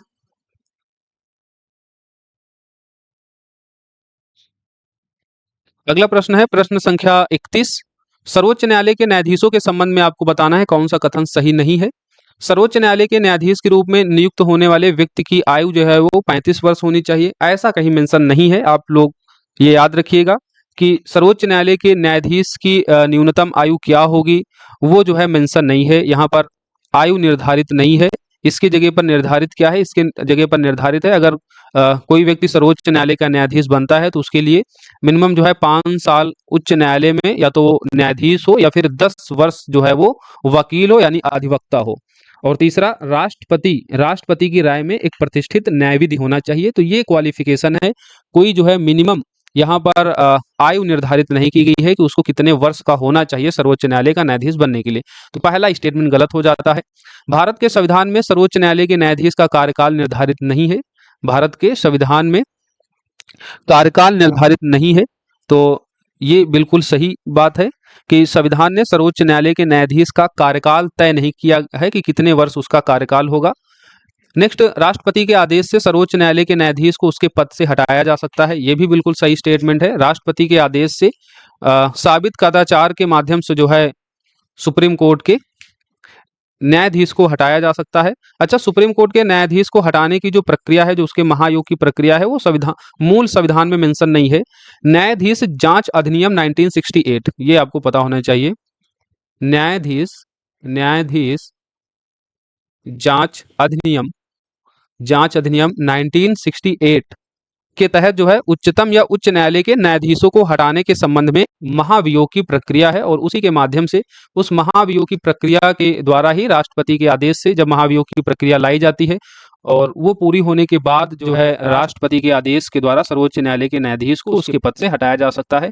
हालांकि अभी तक भारत का कोई भी सर्वोच्च न्यायालय का न्यायाधीश या मुख्य न्यायाधीश इस महाभियोग की प्रक्रिया के माध्यम से नहीं हटाया गया है, राइट। सर्वोच्च न्यायालय के न्यायाधीश के वेतन भत्ते जो है संसद के द्वारा निर्धारित किए जाते हैं, ये भी स्टेटमेंट सही है। तो यहाँ पर नहीं पूछ रहा था सर्वोच्च न्यायालय के न्यायाधीश के संबंध में, तो पहला ही कथन जो है वो गलत हो जाएगा। ऑप्शन ए इसमें सही हो जाएगा कि न्यायाधीश के रूप में होने वाले व्यक्ति की आयु 35 वर्ष होनी चाहिए। तो आयु निर्धारित नहीं है, राइट। अगला प्रश्न है प्रश्न संख्या 32। लोकसभा अध्यक्ष के संदर्भ में निम्नलिखित कथनों पर आपको विचार करना है। पहला स्टेटमेंट है, वह सदन के नेता के अनुरोध पर सदन की गुप्त बैठक की अनुमति दे सकता है। बिल्कुल सही है। लोकसभा अध्यक्ष के शक्तियों और कर्तव्यों में यह शामिल है कि लोकसभा का अध्यक्ष जो है गुप्त बैठक बुला सकता है। और जब यह गुप्त बैठक बुलाता है तो अध्यक्ष की अनुमति के बिना कोई भी संसद जो है सदन के बाहर का सदस्य जो है संसद के कक्ष, लॉबी या दर्शक दीर्घा में उपस्थित नहीं हो सकता है। तो जब गुप्त बैठक बुलाई जाती है तो दिशा निर्देश जो है वो लोकसभा का अध्यक्ष तय करता है।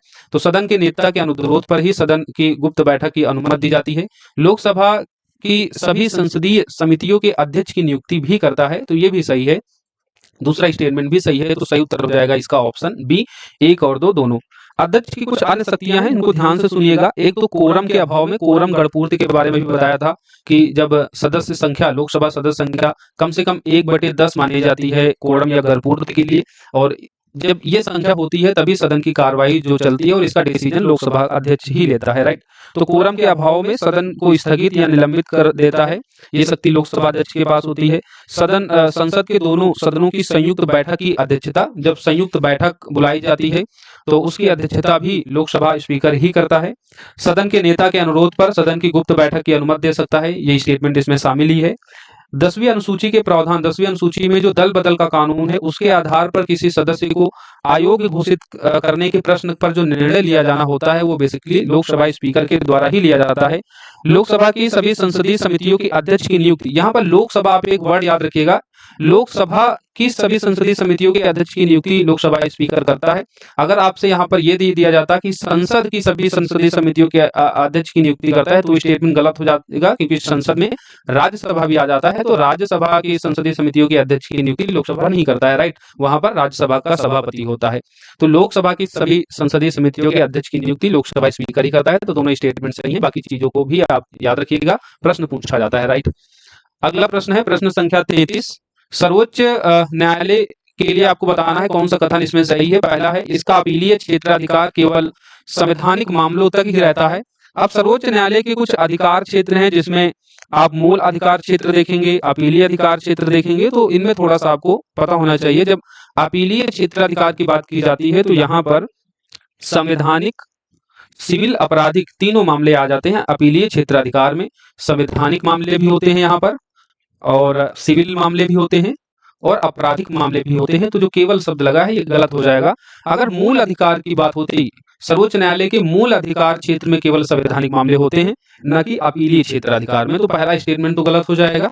न्यायिक समीक्षा का दायरा सीमित है, ये बिल्कुल सही स्टेटमेंट है। न्यायिक समीक्षा का जो दायरा है इसका सीमित है, न्यायिक समीक्षा का दायरा जो है वो सीमित है, राइट। या यथोचित न्याय प्रक्रिया के अनुसार नागरिकों के अधिकारों की रक्षा करता है, ये स्टेटमेंट गलत है। यथोचित न्याय प्रक्रिया का जो प्रावधान है वो आप देखेंगे संयुक्त राज्य अमेरिका के सर्वोच्च न्यायालय में। भारत की जो सर्वोच्च न्यायालय में यहाँ पर नागरिकों के अधिकारों की रक्षा की जाती है वो विधि द्वारा स्थापित प्रक्रिया के आधार पर की जाती है। विधि द्वारा स्थापित प्रक्रिया के आधार पर नागरिकों के अधिकारों की रक्षा की जाती है सुप्रीम कोर्ट के द्वारा। इसका कोई सलाहकार क्षेत्राधिकार नहीं है, ये भी स्टेटमेंट गलत है। इसका सलाहकार क्षेत्राधिकार है। राष्ट्रपति से जो है सर्वोच्च न्यायालय सलाह ले सकता है, हालांकि राष्ट्रपति जो है सलाह देने के लिए बाध्य नहीं है, ना ही सुप्रीम कोर्ट राष्ट्रपति की सलाह मानने के लिए बाध्य है, राइट। तो इसमें प्रश्न संख्या 33 का सही उत्तर कौन सा हो जाएगा? ऑप्शन बी, न्यायिक समीक्षा का दायरा जो है इसका सीमित है सर्वोच्च न्यायालय का, राइट। अगला प्रश्न है प्रश्न संख्या 34। निंदा प्रस्ताव के संबंध में प्रश्न यहाँ पर पूछा गया है। निंदा प्रस्ताव के संबंध में निम्नलिखित में से कौन सा कथन सत्य नहीं है? तो पहले नहीं में आप लोग बड़ा सा गोला लगाएंगे ताकि इस तरीके की सिली मिस्टेक से बचा जा सके। कभी कभी जल्दबाजी में नहीं पूछता है और हम उसको राइट मान के जो है उत्तर लगा देते हैं और प्रश्न आता हुआ भी गलत हो जाता है, राइट। तो नहीं पूछ रहा है। निंदा प्रस्ताव और अविश्वास प्रस्ताव में आपको बेसिक डिफरेंट पता होना चाहिए, प्रश्न पूछा जाता है। तो निंदा प्रस्ताव के संबंध में प्रश्न है तो पहला इसमें जो ऑप्शन दिया गया है कि लोकसभा में इस प्रस्ताव को अपनाने का औचित्य बताना होता है, बिल्कुल सही है। जब निंदा प्रस्ताव लाया जाता है तो उसे लोकसभा में जो है अपनाने का औचित्य बताना होता है। अच्छा, निंदा प्रस्ताव और अविश्वास प्रस्ताव ये दोनों ही केवल लोकसभा में ही लाए जाते हैं, राज्यसभा में इस तरीके के प्रस्ताव का प्रावधान नहीं है। दूसरा जो इसमें कथन दिया गया है, इसे किसी एक मंत्री या मंत्रियों के समूह या संपूर्ण मंत्रिपरिषद के खिलाफ लाया जा सकता है, बिल्कुल सही है। निंदा प्रस्ताव को किसी एक मंत्री या पूरे मंत्री परिषद के खिलाफ लाया जा सकता है। और अविश्वास प्रस्ताव जब लाया जाता है तो वो मंत्रिपरिषद के लिए लाया जाता है, किसी एक मंत्री के लिए अविश्वास प्रस्ताव नहीं होता है। ये बेसिक डिफरेंट हम लोग देखते चल रहे हैं। निंदा प्रस्ताव को हम किसी एक मंत्री या पूरे मंत्रिपरिषद के खिलाफ ला सकते हैं, वही जो अविश्वास प्रस्ताव होता है उसे केवल हम मंत्रिपरिषद समूह के लिए लाते हैं, पूरे मंत्रियों के समूह के लिए, ना कि किसी एक मंत्री के खिलाफ। अगला इसका जो तीसरा कथन है, इससे विशिष्ट नीतियों और कार्यों के लिए मंत्रिपरिषद की निंदा करने के लिए प्रस्तुत किया जाता है। यह भी स्टेटमेंट सही है कि जब अविश्वास प्रस्ताव या निंदा प्रस्ताव लाया जाता है तो उसमें हम मंत्रिपरिषद की निंदा करने के लिए लाते हैं, राइट। और चौथा कथन है, यदि लोकसभा में पारित हो जाता है निंदा प्रस्ताव तो मंत्रिपरिषद को पद से इस्तीफा देना होता है। ये स्टेटमेंट गलत है। अगर निंदा प्रस्ताव किसी एक मंत्री के खिलाफ पारित होता है तो उस मंत्री को तो इस्तीफा देना पड़ता है, लेकिन अगर वो निंदा प्रस्ताव पूरे मंत्रिपरिषद के खिलाफ लाया जाता है तो अनिवार्य नहीं है कि मंत्रिपरिषद जो है इस्तीफा दे अगर निंदा प्रस्ताव जो है लोकसभा में पारित हो जाता है। इसके विपरीत जो अविश्वास प्रस्ताव लाया जाता है मंत्रिपरिषद के खिलाफ, अविश्वास प्रस्ताव अगर पारित हो जाता है तो फिर मंत्रिपरिषद को इस्तीफा देना पड़ता है, क्योंकि लोकसभा जो है वो मंत्रिपरिषद जो है वो लोकसभा के प्रति उत्तरदायी होता है। और जब ये विश्वास लोकसभा की मंत्रिपरिषद जो है वो खो देगी तो मंत्रिपरिषद को फिर इस्तीफा देना पड़ता है, राइट। तो अविश्वास प्रस्ताव होता तो स्टेटमेंट गलत हो जाता, लेकिन निंदा प्रस्ताव के संबंध में ऐसा नहीं है। निंदा प्रस्ताव के संबंध में अगर वो पारित भी हो जाता है तो मंत्रिपरिषद इस्तीफा दे, ये अनिवार्य नहीं है। तो सही उत्तर क्या हो जाएगा? 34 का ऑप्शन डी, राइट। नहीं पूछ रहा था इसलिए। चलिए अगला प्रश्न है प्रश्न संख्या 35, लेमडिक सत्र के बारे में बताना है। इससे क्या मतलब है? 4 ऑप्शन दिए गए हैं, लेकिन इसका जो सही ऑप्शन होगा वो हो जाएगा ऑप्शन ए। लेमडिक का क्या मतलब होता है? लेमडिक जो लेमडिक सेशन होता है नई लोकसभा के निर्वाचित होने के बाद वर्तमान लोकसभा का अंतिम सत्र होता है, राइट। जैसे नई लोकसभा जब निर्वाचित हो गई और जो वर्तमान में जो लोकसभा चल रही होती है, जो उसका अंतिम सत्र होता है बेसिकली वही लेमडक सत्र कहलाता है। वर्तमान लोकसभा के वे सदस्य जो नई लोकसभा के लिए दोबारा निर्वाचित नहीं हो पाते हैं, राइट। जैसे मान लीजिए स्मृति ईरानी थी, स्मृति ईरानी जो अमेठी से चुनाव लड़ती थी, और स्मृति ईरानी जो है ये पुरानी लोकसभा की सदस्य थी, मंत्री भी थी, और ये दोबारा जो है चुनाव नहीं जीत पाई। तो इस तरीके से स्मृति ईरानी को हम लेमडेक कहेंगे, राइट। लेमडेक कह सकते हैं, क्योंकि वर्तमान लोकसभा के ऐसे सदस्य जो नई लोकसभा के लिए दोबारा नहीं निर्वाचित हो पाते हैं उन्हें हम लेमडेक कहते हैं। और नई लोकसभा के निर्वाचित होने के बाद जो वर्तमान लोकसभा का अंतिम सत्र होता है उसे हम लेमडेक सत्र कहते हैं। तो ये आपको पता होना चाहिए, आपसे पूछा भी जाता है। अगला प्रश्न है प्रश्न संख्या 36, संसदीय विशेषाधिकारों के बारे में आपको बताना है कौन सा सही नहीं है, और इन दिनों में काफी चर्चा में भी था। पहला इसमें कथन है, व्यक्तिगत विशेषाधिकार केवल सिविल मामले में ही उपलब्ध होते हैं। व्यक्तिगत विशेषाधिकार केवल सिविल मामले में ही उपलब्ध होते हैं। दूसरा है, उन्हें संसद में अभिव्यक्ति की स्वतंत्रता होती है। तीसरा कथन है, सभी विशेषाधिकारों को लोकसभा की प्रक्रिया के नियमों के तहत संहिताबद्ध किया गया है। और चौथा है, भारतीय संविधान का अनुच्छेद 105 संसद के दोनों सदनों के संसदीय विशेषाधिकारों को परिभाषित करता है, राइट। तो चलिए एक एक करके हम लोग देखते हैं। व्यक्तिगत विशेषाधिकार जो है, व्यक्तिगत विशेषाधिकार केवल सिविल मामलों में उपलब्ध है, केवल सिविल मामलों में ही उपलब्ध है, सही बात है। ये आपराधिक मामलों या निवारक निरोध मामलों के संबंध में नहीं है, राइट। आपराधिक मामलों के संबंध में नहीं है, केवल सिविल मामलों के लिए ही व्यक्तिगत विशेषाधिकार दिया गया है। तो पहला स्टेटमेंट तो सही हो जाएगा, चूंकि नहीं पूछ रहा है तो हमको नहीं वाला देखना है। उन्हें संसद में अभिव्यक्ति की स्वतंत्रता भी होती है, ये भी सही है। और तीसरा जो स्टेटमेंट है कि सभी विशेषाधिकारों को लोकसभा की प्रक्रिया के नियमों के तहत संहिताबद्ध किया गया है, ये स्टेटमेंट गलत है। ये स्टेटमेंट गलत है क्योंकि संसद ने अभी तक विशेषाधिकारों को व्यापक रूप से संहिताबद्ध करने के लिए कोई विशेष कानून नहीं बनाया है। तो जो विशेषाधिकार हैं सदस्यों के, उनको जो है संहिताबद्ध करने के लिए अभी कोई वैसा व्यापक कानून नहीं है। तो इसलिए इसका सही उत्तर हो जाएगा ऑप्शन सी, क्योंकि नहीं पूछ रहा था। चलिए अगला प्रश्न देखते हैं, प्रश्न संख्या 37, भारत में अब तक कितनी बार परिसीमन आयोग का गठन किया गया है? तो 4 बार परिसीमन आयोग का गठन किया गया है। तो इसका सही उत्तर हो जाएगा सी। पहली बार 1952, फिर 1962, 1972 और 2002। 4 बार परिसीमन आयोग का गठन किया जा चुका है परिसीमन आयोग अधिनियम के तहत। इसका उद्देश्य क्या होता है? उद्देश्य होता है कि जनसंख्या परिवर्तन के आधार पर, आप जानते हैं जनसंख्या बदलती रहती है, तो जनसंख्या के बदलाव के आधार पर निर्वाचन क्षेत्रों की सीटों और सीमाओं की संख्या को समायोजित करके निष्पक्ष प्रतिनिधित्व सुनिश्चित करना, और SC ST के लिए जो है आरक्षित की जाने वाली सीटों को निर्धारित करना जो है परिसीमन आयोग का उद्देश्य होता है। परिसीमन आयोग का जो गठन किया जाता है वो अनुच्छेद 82 के तहत किया जाता है, इस बात को याद रखिएगा। राष्ट्रपति के द्वारा जो है परिसीमन आयोग का गठन किया जाता है अनुच्छेद 82 के तहत। अनुच्छेद 170 के तहत राज्य भी प्रत्येक जनगणना के बाद परिसीमन अधिनियम के अनुसार प्रादेशिक निर्वाचन क्षेत्रों में विभाजित हो जाते हैं। तो ये बात भी याद रखना है, संसद प्रत्येक जनगणना के बाद परिसीमन अधिनियम करती है अनुच्छेद 82 के तहत। आर्टिकल भी इंपॉर्टेंट है, याद रखिएगा। अब तक 4 बार परिसीमन आयोग का गठन किया जा चुका है, और अभी लास्ट ईयर UPSC ने जो है इस प्रश्न को पूछा भी था, और आपके भी एग्जाम में ये प्रश्न पूछा जा सकता है, क्योंकि अभी 18वां लोकसभा का चुनाव भी हुआ है, तो चुनावी दौर का वर्ष रहा है, इसलिए जो है ये प्रश्न आपके लिए महत्वपूर्ण है। अगला प्रश्न देखते हैं, प्रश्न संख्या है 38। कुछ अनुसूचियां दी गई हैं, उनके सामने प्रावधान दिया गया है कि इस अनुसूची से क्या प्रावधान है, आपको मैच द फॉलोइंग करना है। छठी अनुसूची में हमने आपको अभी पीछे ही बताया था कि 4 राज्यों में जनजातीय क्षेत्रों के प्रशासन से संबंधित है छठी अनुसूची, असम, मेघालय, त्रिपुरा, मिजोरम, और यहाँ पर ये दूसरे से मैच कर जाएगा। इसका जो पहला स्टेटमेंट है, तो पहले को हम दूसरे से मिलाएंगे। पहले को अगर आप दूसरे से मिला लेते हैं तो ऑप्शन ए एलिमिनेट हो जाता है, ऑप्शन ए एलिमिनेट हो जाता है। उसके बाद नवी अनुसूची को भी हमने बताया, नवी अनुसूची को फर्स्ट कॉन्स्टिट्यूशन अमेंडमेंट एक्ट 1951 के तहत जो है इसको भारत के संविधान में इंट्रोड्यूस किया गया था, और इसमें भू सुधारों से संबंधित प्रावधान सम्मिलित थे। भू सुधारों से और जमींदारी उन्मूलन से संबंधित प्रावधान थे। नवी अनुसूची में शामिल जो भी प्रावधान होते थे उनको न्यायालय में चुनौती नहीं दी जा सकती थी। हालांकि 2007 में सुप्रीम कोर्ट ने निर्णय दिया था 24 अप्रैल 1975 के बाद जितने भी प्रावधान इस नवी अनुसूची में शामिल है उनकी न्यायिक समीक्षा की जा सकती है। राइट, तो नवी अनुसूची को हम किससे मिला देंगे? भूमि सुधारों से संबंधित राज्य विधानसभाओं के अधिनियम और विनियमन से। तो इसको हम बी को मिलाएंगे तीसरे से। अब जब बी को हम तीसरे से मिला दे रहे हैं तो अब एलिमिनेट हो जा रहा है आपका ऑप्शन बी, और उसके बाद एलिमिनेट हो जा रहा है आपका ऑप्शन डी। राइट, तो बी के साथ तीसरा यहाँ पर ऑप्शन सी में दिया गया है। तो इस तरीके से आप एलिमिनेशन टेक्निक के द्वारा जो है मैच द फॉलोइंग को लगाते हैं। बाकी देख लेते हैं, तीसरी अनुसूची में शपथ का प्रावधान है, शपथ या प्रतिज्ञान के प्रारूप है। और पांचवी अनुसूची में जो छठी अनुसूची में दिए गए 4 राज्य को छोड़ दे तो अन्य जो अनुसूचित क्षेत्र और अनुसूचित जनजातियां हैं उनके प्रशासन और उनके नियंत्रण से संबंधित प्रावधान है पांचवी अनुसूची में। राइट, तो पहले को मिला देंगे ऑप्शन डी को। तो इस तरह उत्तर आपका निकल के आएगा इस 38 नंबर क्वेश्चन का ऑप्शन सी 2, 3, 4, 1। अगला प्रश्न है 39 नंबर। भारतीय संविधान के भाग आपको सुमेलित करने हैं।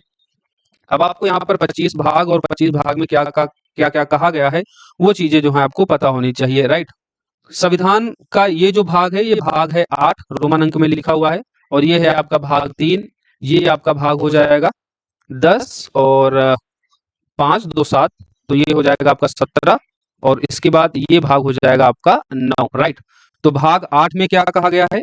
भाग 8 किससे संबंधित है? भाग 8 आपका संबंधित है केंद्र शासित प्रदेशों से। बिल्कुल सही है, भाग 8 आपका संबंधित है केंद्र शासित प्रदेशों से। आपको यहाँ पर कौन सा सुमेलित नहीं है वो यहाँ पर आपको लगाना है, कौन सा सुमेलित नहीं है। उसके बाद भाग जो 3 है वो मूल अधिकारों से संबंधित है, ये भी ठीक है। और इसमें भाग 17 दिया गया है आपातकालीन प्रावधान। आपातकालीन प्रावधान ये आपको मिलेगा भाग 18 में, ना कि भाग 17 में। ये भाग 18 में है आपातकालीन प्रावधान, ये भाग 18 में है। अनुच्छेद 352 से 360 तक जो है आपको आपातकालीन प्रावधान मिलेंगे। तो ये ऑप्शन जो है गलत हो जाएगा। बाकी भाग 9 में आप जानते हैं पंचायत सिस्टम की चर्चा की गई है, तो आपको सभी भाग पता होने चाहिए। राइट, सभी भाग आपको पता होने चाहिए, उन भागों में क्या क्या कहा गया है इसको आप लोग एक बार जरूर पढ़िएगा। तो इसका सही उत्तर क्या हो जाएगा? 39 का सी। नेक्स्ट प्रश्न संख्या 40 है। यहाँ पर भी अनुच्छेद और उनके सामने उसकी विषय वस्तु है। अनुच्छेद 371 ए। 371 में महाराष्ट्र और गुजरात राज्यों के संबंध में विशेष संबंध है। 371 ए में नागालैंड से संबंधित विशेष उपबंध हैं, तो पहले का पहले से ही मिल जाएगा। 371 बी में असम राज्य के संबंध में कुछ विशेष उपबंध है, ये भी सही है। 371 सी में मणिपुर राज्य के संबंध में विशेष उपबंध है, ये भी सही है। 371 जो डी है उसमें आंध्र प्रदेश और तेलंगाना राज्य के संबंध में विशेष उपबंध है। 371 ई में आंध्र प्रदेश में केंद्रीय विश्वविद्यालय से संबंधित जो उपबंध है, तो ये भी सही मैच है। तो इसका 1, 2, 3, 4 हो जाएगा। इसके बाद 371 एफ देखेंगे तो सिक्किम राज्य से संबंधित विशेष उपबंध है। 371 जी मिजोरम राज्य के संबंध में है। 371 एच अरुणाचल प्रदेश के संबंध में विशेष उपबंध दिए गए हैं।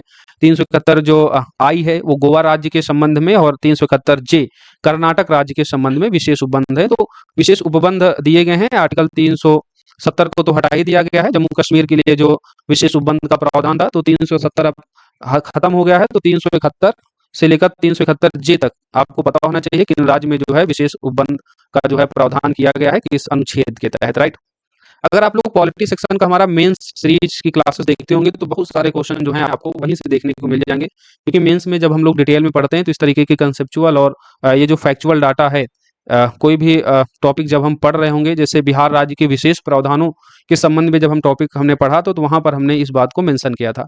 बाकी नॉर्मली आप किसी भी बुक में देखेंगे, ये सारी चीज़ें लिखी होती हैं, आप लोग उससे पढ़िएगा। बाकी योगा इसके द्वारा भी पॉलिटी सेक्शन को जब कवर कराया जाएगा तो ये सारी चीज़ें आपको बताई जाएंगी। चलिए देखते हैं अगला प्रश्न 41।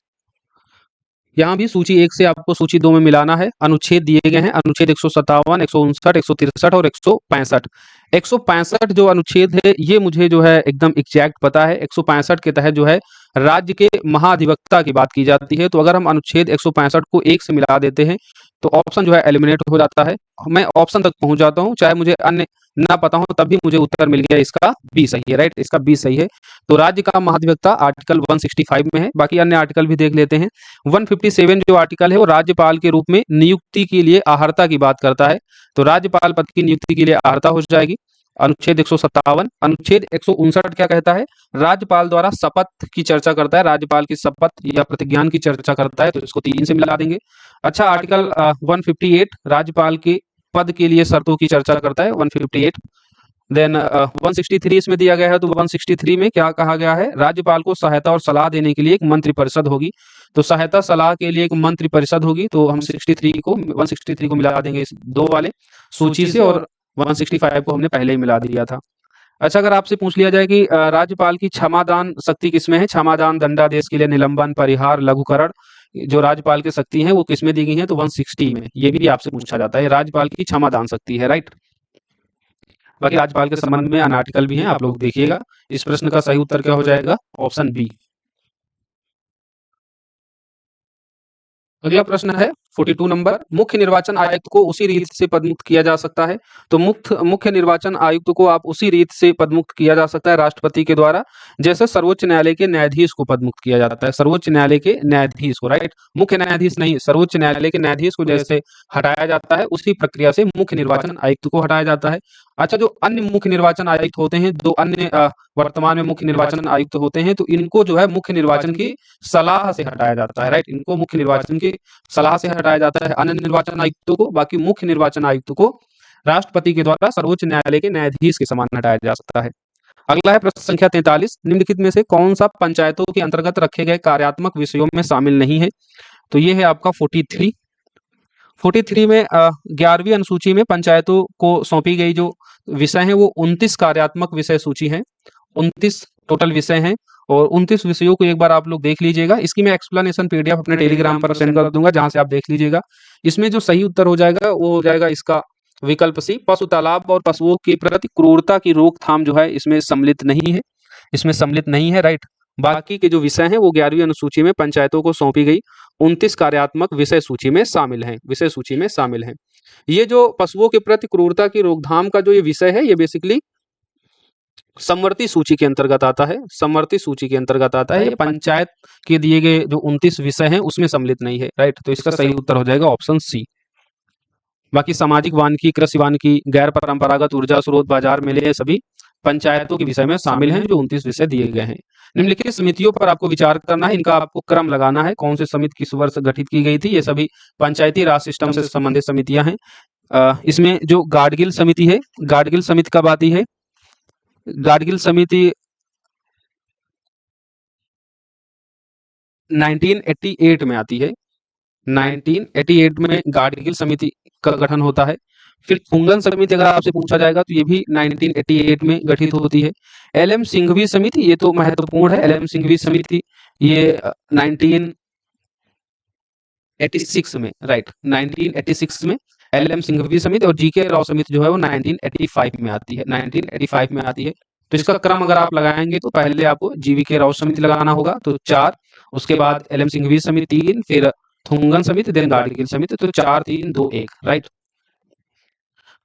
44 का उत्तर क्या हो जाएगा? ऑप्शन बी सही। निम्नलिखित में से किस संकल्प को स्थानीय स्वशासन का मैग्ना कार्टा कहा गया था? बिल्कुल आसान सा सवाल है। लॉर्ड रिपन के संकल्प को हम स्थानीय स्वशासन का क्या कहते हैं? मैग्ना कार्टा कहते हैं। तो ये आपको याद रखना है। रिपन को ही भारत में स्थानीय स्वशासन का जनक भी माना जाता है। लॉर्ड रिपन को स्थानीय स्वशासन का जनक भी माना जाता है, ये भी आपसे पूछा जाता है।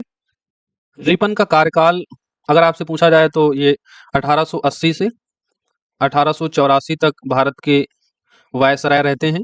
लॉर्ड रिपन के कार्यकाल में ही जो जनगणना, आप 10 वर्षीय जनगणना देखते हैं, एक नियोजित जो जनगणना देखते हैं, वो रिपन के कार्यकाल में ही शुरू किया गया था। 1881 में पहली बार एक नियोजित जनगणना होती है। हालांकि जनगणना सबसे पहली बार लॉर्ड मेयो के कार्यकाल में ही हो जाती है, लॉर्ड मेयो के कार्यकाल में 1872 में। लेकिन नियोजित जनगणना अगर आपसे पूछी जाएगी, जो वर्तमान में जनगणना का प्रावधान है 10 वर्ष के अंतराल में, तो नियोजित जनगणना लॉर्ड रिपन के द्वारा शुरू की गई थी, राइट। तो रिपन के बारे में हम लोग मॉडर्न हिस्ट्री में भी अच्छे से पढ़ेंगे। 45 का ऑप्शन क्या हो जाएगा? लॉर्ड रिपन के संकल्प जो 1882 में आता है, इसी संकल्प को जो है हम स्थानीय स्वशासन का मैग्ना कार्टा कहते हैं। अगला प्रश्न है 46 नंबर, राज्य विधानमंडल के सत्र का 17वां कौन करता है? तो जैसे संसद के सत्र का 17वां हमने बताया था राष्ट्रपति, उसी तरीके से राज्य विधानमंडल के सत्र का 17वां कौन करेगा? राज्यपाल करेगा। तो 46 का उत्तर क्या हो जाएगा? Option C. Next 47 question number, साधारण विधेयक के संदर्भ में आपको बताना है, इसे सिर्फ लोकसभा में ही प्रस्तुत किया जा सकता है। गलत है। साधारण विधेयक लोकसभा और राज्यसभा दोनों में से किसी भी सदन में जो है प्रस्तुत किया जा सकता है। नेक्स्ट, इसे सिर्फ मंत्री द्वारा ही प्रस्तुत किया जा सकता है, यह भी गलत है। साधारण विधेयक को जो है किसी भी संसद के सदस्य के द्वारा प्रस्तुत किया जा सकता है। तो यहाँ पर 47 का दोनों ही स्टेटमेंट गलत हो जाएगा, तो उत्तर हो जाएगा डी, इनमें से कोई नहीं। अगला प्रश्न है 48 नंबर, आपको बताना है कि निम्नलिखित में से गैर संवैधानिक निकाय कौन से हैं? गैर संवैधानिक निकाय वे होंगे जिनके लिए जो है संविधान में कोई आर्टिकल निर्धारित नहीं है। तो इसमें पहला है राष्ट्रीय मानवाधिकार आयोग, बिल्कुल सही है। राष्ट्रीय मानवाधिकार आयोग की स्थापना 1993 में होती है, संसद द्वारा एक अधिनियम कानून पारित करके राष्ट्रीय मानवाधिकार आयोग 1993 के तहत। और इसके लिए आप देखेंगे कोई संविधान में आर्टिकल मेंशन नहीं है, तो पहला भी सही है। उसी तरीके से नीति आयोग, नीति आयोग आप जानते हैं 1 जनवरी 2015 को योजना आयोग को प्रतिस्थापित करके नीति आयोग का गठन किया गया था। और ये भारत सरकार का एक थिंक टैंक है, और इसके लिए भी संविधान में कोई संशोधन अधिनियम जो है नहीं लाया गया, ना ही इसके लिए संविधान में कोई प्रावधान है। तो नीति आयोग भी एक गैर संवैधानिक निकाय है। केंद्रीय सूचना आयोग भी इसी श्रेणी में आता है। 2005 में केंद्रीय सूचना आयोग को स्टैब्लिश किया गया था केंद्र सरकार के द्वारा। और केंद्रीय सतर्कता आयोग, ये भी इसी श्रेणी में शामिल है, केंद्रीय सतर्कता आयोग। केंद्रीय सतर्कता आयोग को केंद्र सरकार में भ्रष्टाचार रोकने के लिए जो है एक मुख्य एजेंसी के तौर पर इसको गठित किया गया था। केंद्रीय सतर्कता आयोग ना तो संवैधानिक संस्था है, ना ही संवैधानिक संस्था है। इसकी स्थापना 1964 में केंद्र सरकार के कार्यकारी प्रस्ताव के द्वारा किया गया था। और केंद्रीय सतर्कता आयोग को संथानम कमेटी की सिफारिश पर केंद्र सरकार ने स्टैब्लिश किया था भ्रष्टाचार को रोकने के लिए। तो इसमें से जो चारों संस्था दी गई हैं ये गैर संवैधानिक निकाय हैं। तो इसका सही उत्तर हो जाएगा 48 का ऑप्शन डी, 1 2 3 4। अगला है क्वेश्चन नंबर 49, यहाँ पर आपको बताना है कौन सा सुमेलित नहीं है।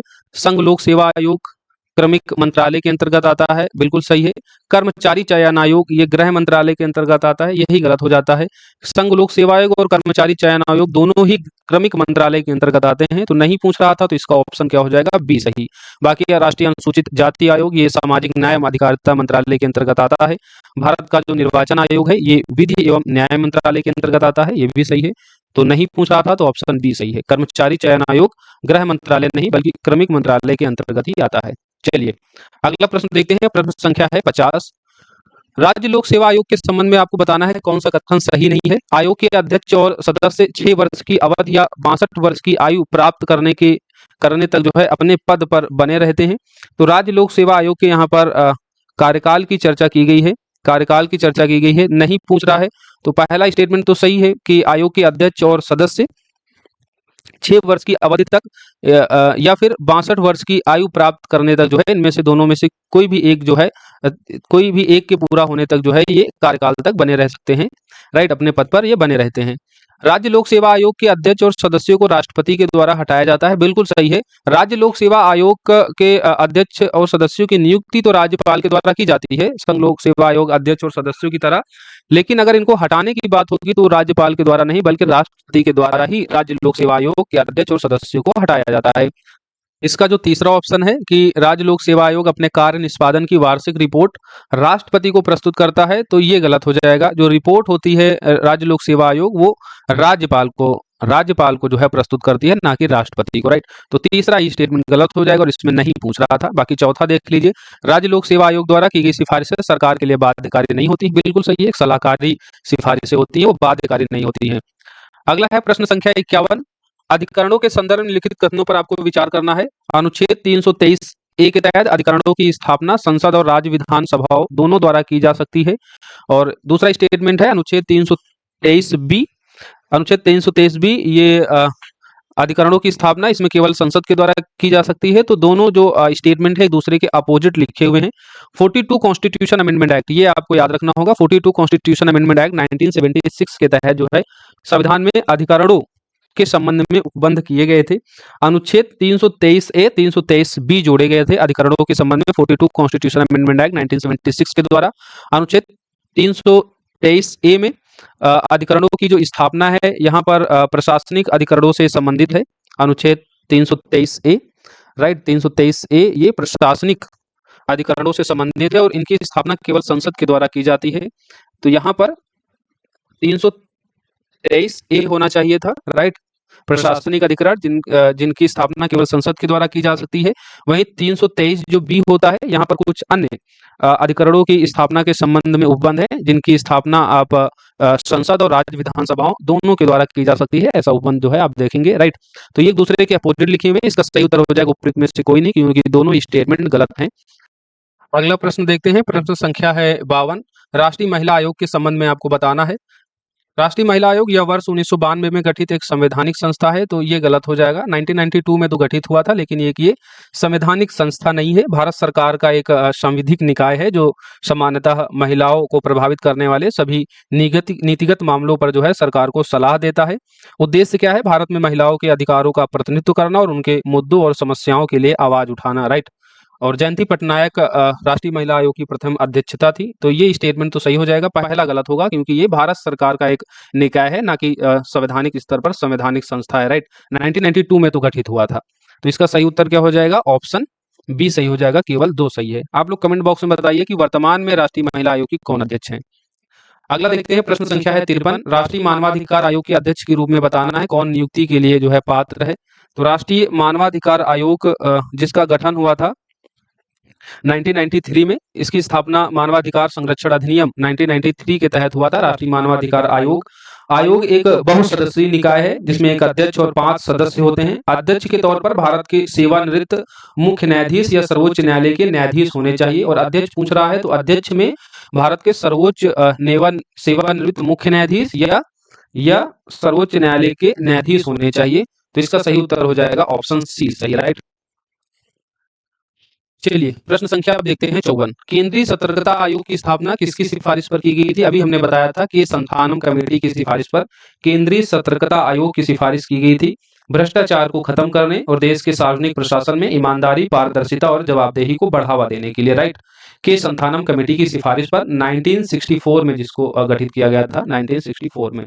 तो ये आपको पता होना चाहिए, पूछा जाता है आपसे। अगला है प्रश्न संख्या 55। लोकसभा के अध्यक्ष एवं उपाध्यक्ष को उनके पद से मुक्त किया जा सकता है। पहला है यदि लोकसभा के तत्कालीन सदस्यों की बहुमत से इस आशय का एक प्रस्ताव पारित हो जाए, उपस्थित और मतदान देने वाले 2/3 सदस्यों की बहुमत से, सदन की कुल संख्या के 2/3 बहुमत से या उपस्थित मतदान करने वाले सदस्यों की 50% से अधिक बहुमत से। तो लोकसभा के अध्यक्ष और उपाध्यक्ष को उनके पद से पद मुक्त किया जा सकता है यदि लोकसभा के तत्कालीन सदस्य, यानी जितने लोकसभा के सदस्य तत्कालीन रूप पर मौजूद होते हैं, अगर वो बहुमत से जो है एक आशय प्रस्तावित कर देते हैं तो लोकसभा के अध्यक्ष या उपाध्यक्ष का पद जो है वो निर्मुक्त हो जाता है, वो पद से मुक्त हो जाते हैं। तो 55 का सही उत्तर क्या हो जाएगा? Option A. नेक्स्ट आपको संसद के कुछ नाम है और उन देशों के संबंध में, जैसे जो नेसेट है, नेसेट जो बेसिकली संसद का नाम है वो इजराइल की संसद का नाम है। तो पहले को हम मिला देंगे चौथे से। जैसे आप पहले को चौथे से मिलाते हैं तो सभी ऑप्शन एलिमिनेट हो गया, आपका उत्तर निकल आता है ऑप्शन ए सही, राइट। उसके बाद जो इंपीरियल डाइट संसद है ये है, आप देखेंगे ये जापान की संसद का नाम है imperial diet. National people conference ये चीन की संसद का नाम है। और मजलिस जो है, मजलिस ये ईरान की संसद का नाम है, मजलिस। इसके अलावा आपको यूएसए की संसद का नाम जरूर याद होना चाहिए। यूएसए की संसद का नाम क्या है? कांग्रेस नाम है, राइट, कांग्रेस। और रूस की संसद का भी नाम याद रख लीजिए। अगर आपसे रूस की संसद का नाम पूछा जाएगा तो आप क्या बताएंगे? रूस की संसद का नाम है ड्यूमा। क्या नाम है? ड्यूमा, या इसको हम कहते हैं फेडरल काउंसिल, राइट। तो ड्यूमा रूस की संसद हो गई, कांग्रेस यूएसए की हो गई, ईरान की संसद का नाम मजलिस हो गया, चीन की संसद का नाम नेशनल पीपुल कॉन्फ्रेंस हो गया, जापान की संसद का नाम इंपीरियल डाइट और इजराइल की संसद का नाम नेसेट। 56 का उत्तर क्या है? होगा ऑप्शन ए। 4, 2, 1, 3 से ये सुमेलित है। चलिए प्रश्न संख्या लिखते हैं 57। भारत के पंचशील समझौते के सिद्धांत के बारे में आपको बताना है। पंचशील समझौता जिसे 29 अप्रैल 1954 को चीन और भारत के तिब्बत क्षेत्र के बीच जो है एक हस्ताक्षर हुआ था, वहां पर शांतिपूर्ण सह अस्तित्व बनाए रखने के लिए इसमें 5 सिद्धांत थे, जिसमें पहला था एक दूसरे की क्षेत्रीय अखंडता और संप्रभुता के लिए पारस्परिक सम्मान। एक दूसरे की क्षेत्रीय अखंडता और संप्रभुता के लिए पारस्परिक सम्मान, पारस्परिक गैर आक्रमण, पारस्परिक गैर हस्तक्षेप, समानता और पारस्परिक लाभ, समानता और पारस्परिक लाभ, शांतिपूर्ण सह अस्तित्व, शांतिपूर्ण सह अस्तित्व। तो ये सभी जो है पंचशील सिद्धांतों में शामिल थे। बाकी जो ये गुट निरपेक्षता है ये पंचशील समझौते का हिस्सा नहीं था। तो इसका सही उत्तर क्या हो जाएगा, 1, 2, 4 इसमें पंचशील समझौते के अंतर्गत है। पंचशील समझौता कब हुआ था, तो ये चीन और भारत के बीच जो तिब्बत वाला क्षेत्र है यहाँ पर शांतिपूर्ण सह अस्तित्व बनाए रखने के लिए ये समझौते हुए थे अप्रैल 1954 को, अप्रैल 1954 को। और इसमें क्या क्या शामिल है 5 समझौते में, हमने आपको बता ही दिया है कि एक दूसरे की क्षेत्रीय अखंडता और संप्रभुता के लिए पारस्परिक सम्मान और गैर आक्रमणता, गैर हस्तक्षेप, समानता और पारस्परिक लाभ, शांतिपूर्ण सह अस्तित्व। राइट, गुट निरपेक्ष इसमें शामिल नहीं था। तो सही उत्तर हो जाएगा 1, 2, 4 ऑप्शन बी 57 का। अगला प्रश्न है प्रश्न संख्या 58। भारतीय विशिष्ट पहचान प्राधिकरण एक संविधिक निकाय के रूप में किस वर्ष गठित किया गया था, तो इसे गठित किया गया था 2016 में।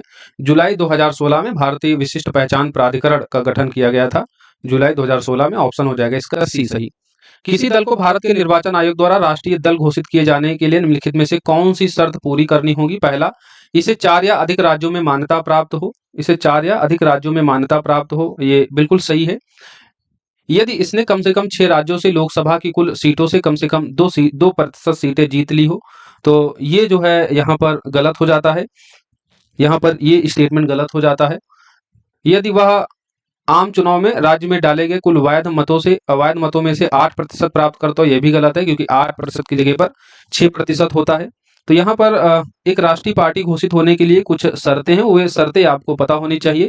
जिसमें पहली शर्त ये होती है कि 4 या अधिक राज्यों में एक तो इसको या तो मान्यता प्राप्त हो जाए, 4 या अधिक राज्यों में इसे मान्यता प्राप्त हो जाए, जैसे कि इस प्रश्न में भी इसका विकल्प ए जो है ये प्रस्तावित कर रहा है, और इसलिए इसका जो प्रश्न का सही उत्तर हो जाएगा वो भी विकल्प ए ही है। तो 4 या अधिक राज्यों में मान्यता प्राप्त हो, या फिर इसके उम्मीदवार ने कम से कम 4 राज्यों में कुल वैध मतों का कम से कम 6% मत हासिल किया हो, और दल के पास पिछले लोकसभा चुनाव में कम से कम 4 सांसद सदस्यों ने जीत हासिल किया हो। तो ये जो वैध मत हैं उनमें से 6% जो है प्राप्त होने चाहिए, 8% गलत है, इसलिए ऑप्शन सी यहाँ पर गलत था। यदि इसने कम से कम 3 राज्यों में से लोकसभा की कुल सीटों में से कम 2% सीटों पर जीत हासिल कर ली हो, और यहाँ पर क्या दिया गया था, इसने कम से कम 6 राज्यों में, तो 6 की जगह 3 राज्यों में लोकसभा की कुल सीटों में से कम 2% सीटें जीत लेता है, तो भी उसे राष्ट्रीय पार्टी का दर्जा दे दिया जाता है। तो ऑप्शन बी भी यहाँ गलत हो जा रहा था, ऑप्शन ए सही है। भारत में वर्तमान में कितनी राष्ट्रीय पार्टी हैं, तो 6 राष्ट्रीय पार्टियां हैं, जिसमें एक है आप देखेंगे आम आदमी party, Bahujan Samajwadi party, Bharatiya Janata party, भारतीय कम्युनिस्ट पार्टी, भारतीय राष्ट्रीय कांग्रेस और नेशनल पीपुल्स पार्टी। अब आप लोग गूगल में सर्च करके देखेंगे ये जो 6 पार्टियां हैं, इन पार्टियों की स्थापना किस वर्ष की गई थी, ये काम आपका होमवर्क है, इसको आप लोग देखिएगा। अगला प्रश्न है 60 नंबर।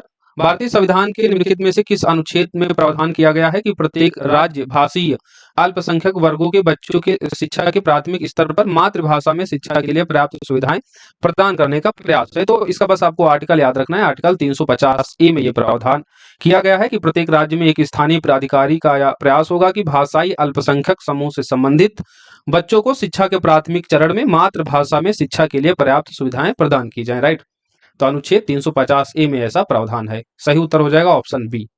नेक्स्ट क्वेश्चन है 61। यहाँ पर राजनीतिक दल दिया गया और उनके गठन का वर्ष है। जैसे भारतीय जनसंघ की स्थापना कब होती है, भारतीय जनसंघ की स्थापना होती है 1951 में। 1951 में इसकी स्थापना होती है श्यामा प्रसाद मुखर्जी और दीनदयाल उपाध्याय के प्रयासों से। तो इसको मिला देंगे आप, 3 से मिला देंगे ए को। फिर है यहाँ पर ADMK, ये जो पार्टी है ये तमिलनाडु की एक लोकल पार्टी है जिसकी स्थापना होती है 1972 में, 1972 में होती है। भारतीय जनसंघ की स्थापना 1951 में होती है, तो हमने इसको 3 से मिला दिया, ये मिल जाएगा 2 से। तेलुगु देशम पार्टी की स्थापना होती है 1982 में, 4 से मिलाएंगे, और समाजवादी पार्टी की स्थापना होती है 1992 में। राइट, 1992 में। समाजवादी पार्टी ये वही पार्टी है जो कांग्रेस के बाद इस बार दूसरी सबसे बड़ी विपक्ष की पार्टी है। लखनऊ में इसको स्टैब्लिश किया जाता है मुलायम सिंह यादव के द्वारा। तो इसका सही उत्तर क्या हो जाएगा 61 का 3241, 3241 विकल्प हो जाएगा इसका डी सही।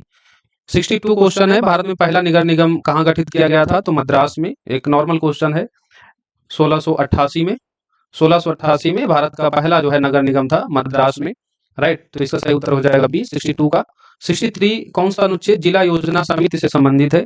जिला योजना समिति से कौन सा अनुच्छेद है? तो ये 243 Z D, 243 Z D option इसका सही हो जाएगा ए, राइट। अब अनुच्छेद है तो आपको याद रखना होगा, प्रत्येक राज्य में जिला स्तर पर जिला योजना समिति का गठन किया जाएगा संविधान के अनुच्छेद 243 जेड डी के तहत, जो जिले में पंचायतों और नगर पालिकाओं के द्वारा तैयार योजनाओं को समेकित करेगी और संपूर्ण जिले के लिए विकास योजनाओं का मसौदा तैयार करेगी, राइट। तो जिला योजना समिति याद रखिएगा अनुच्छेद 243 जेड डी के तहत।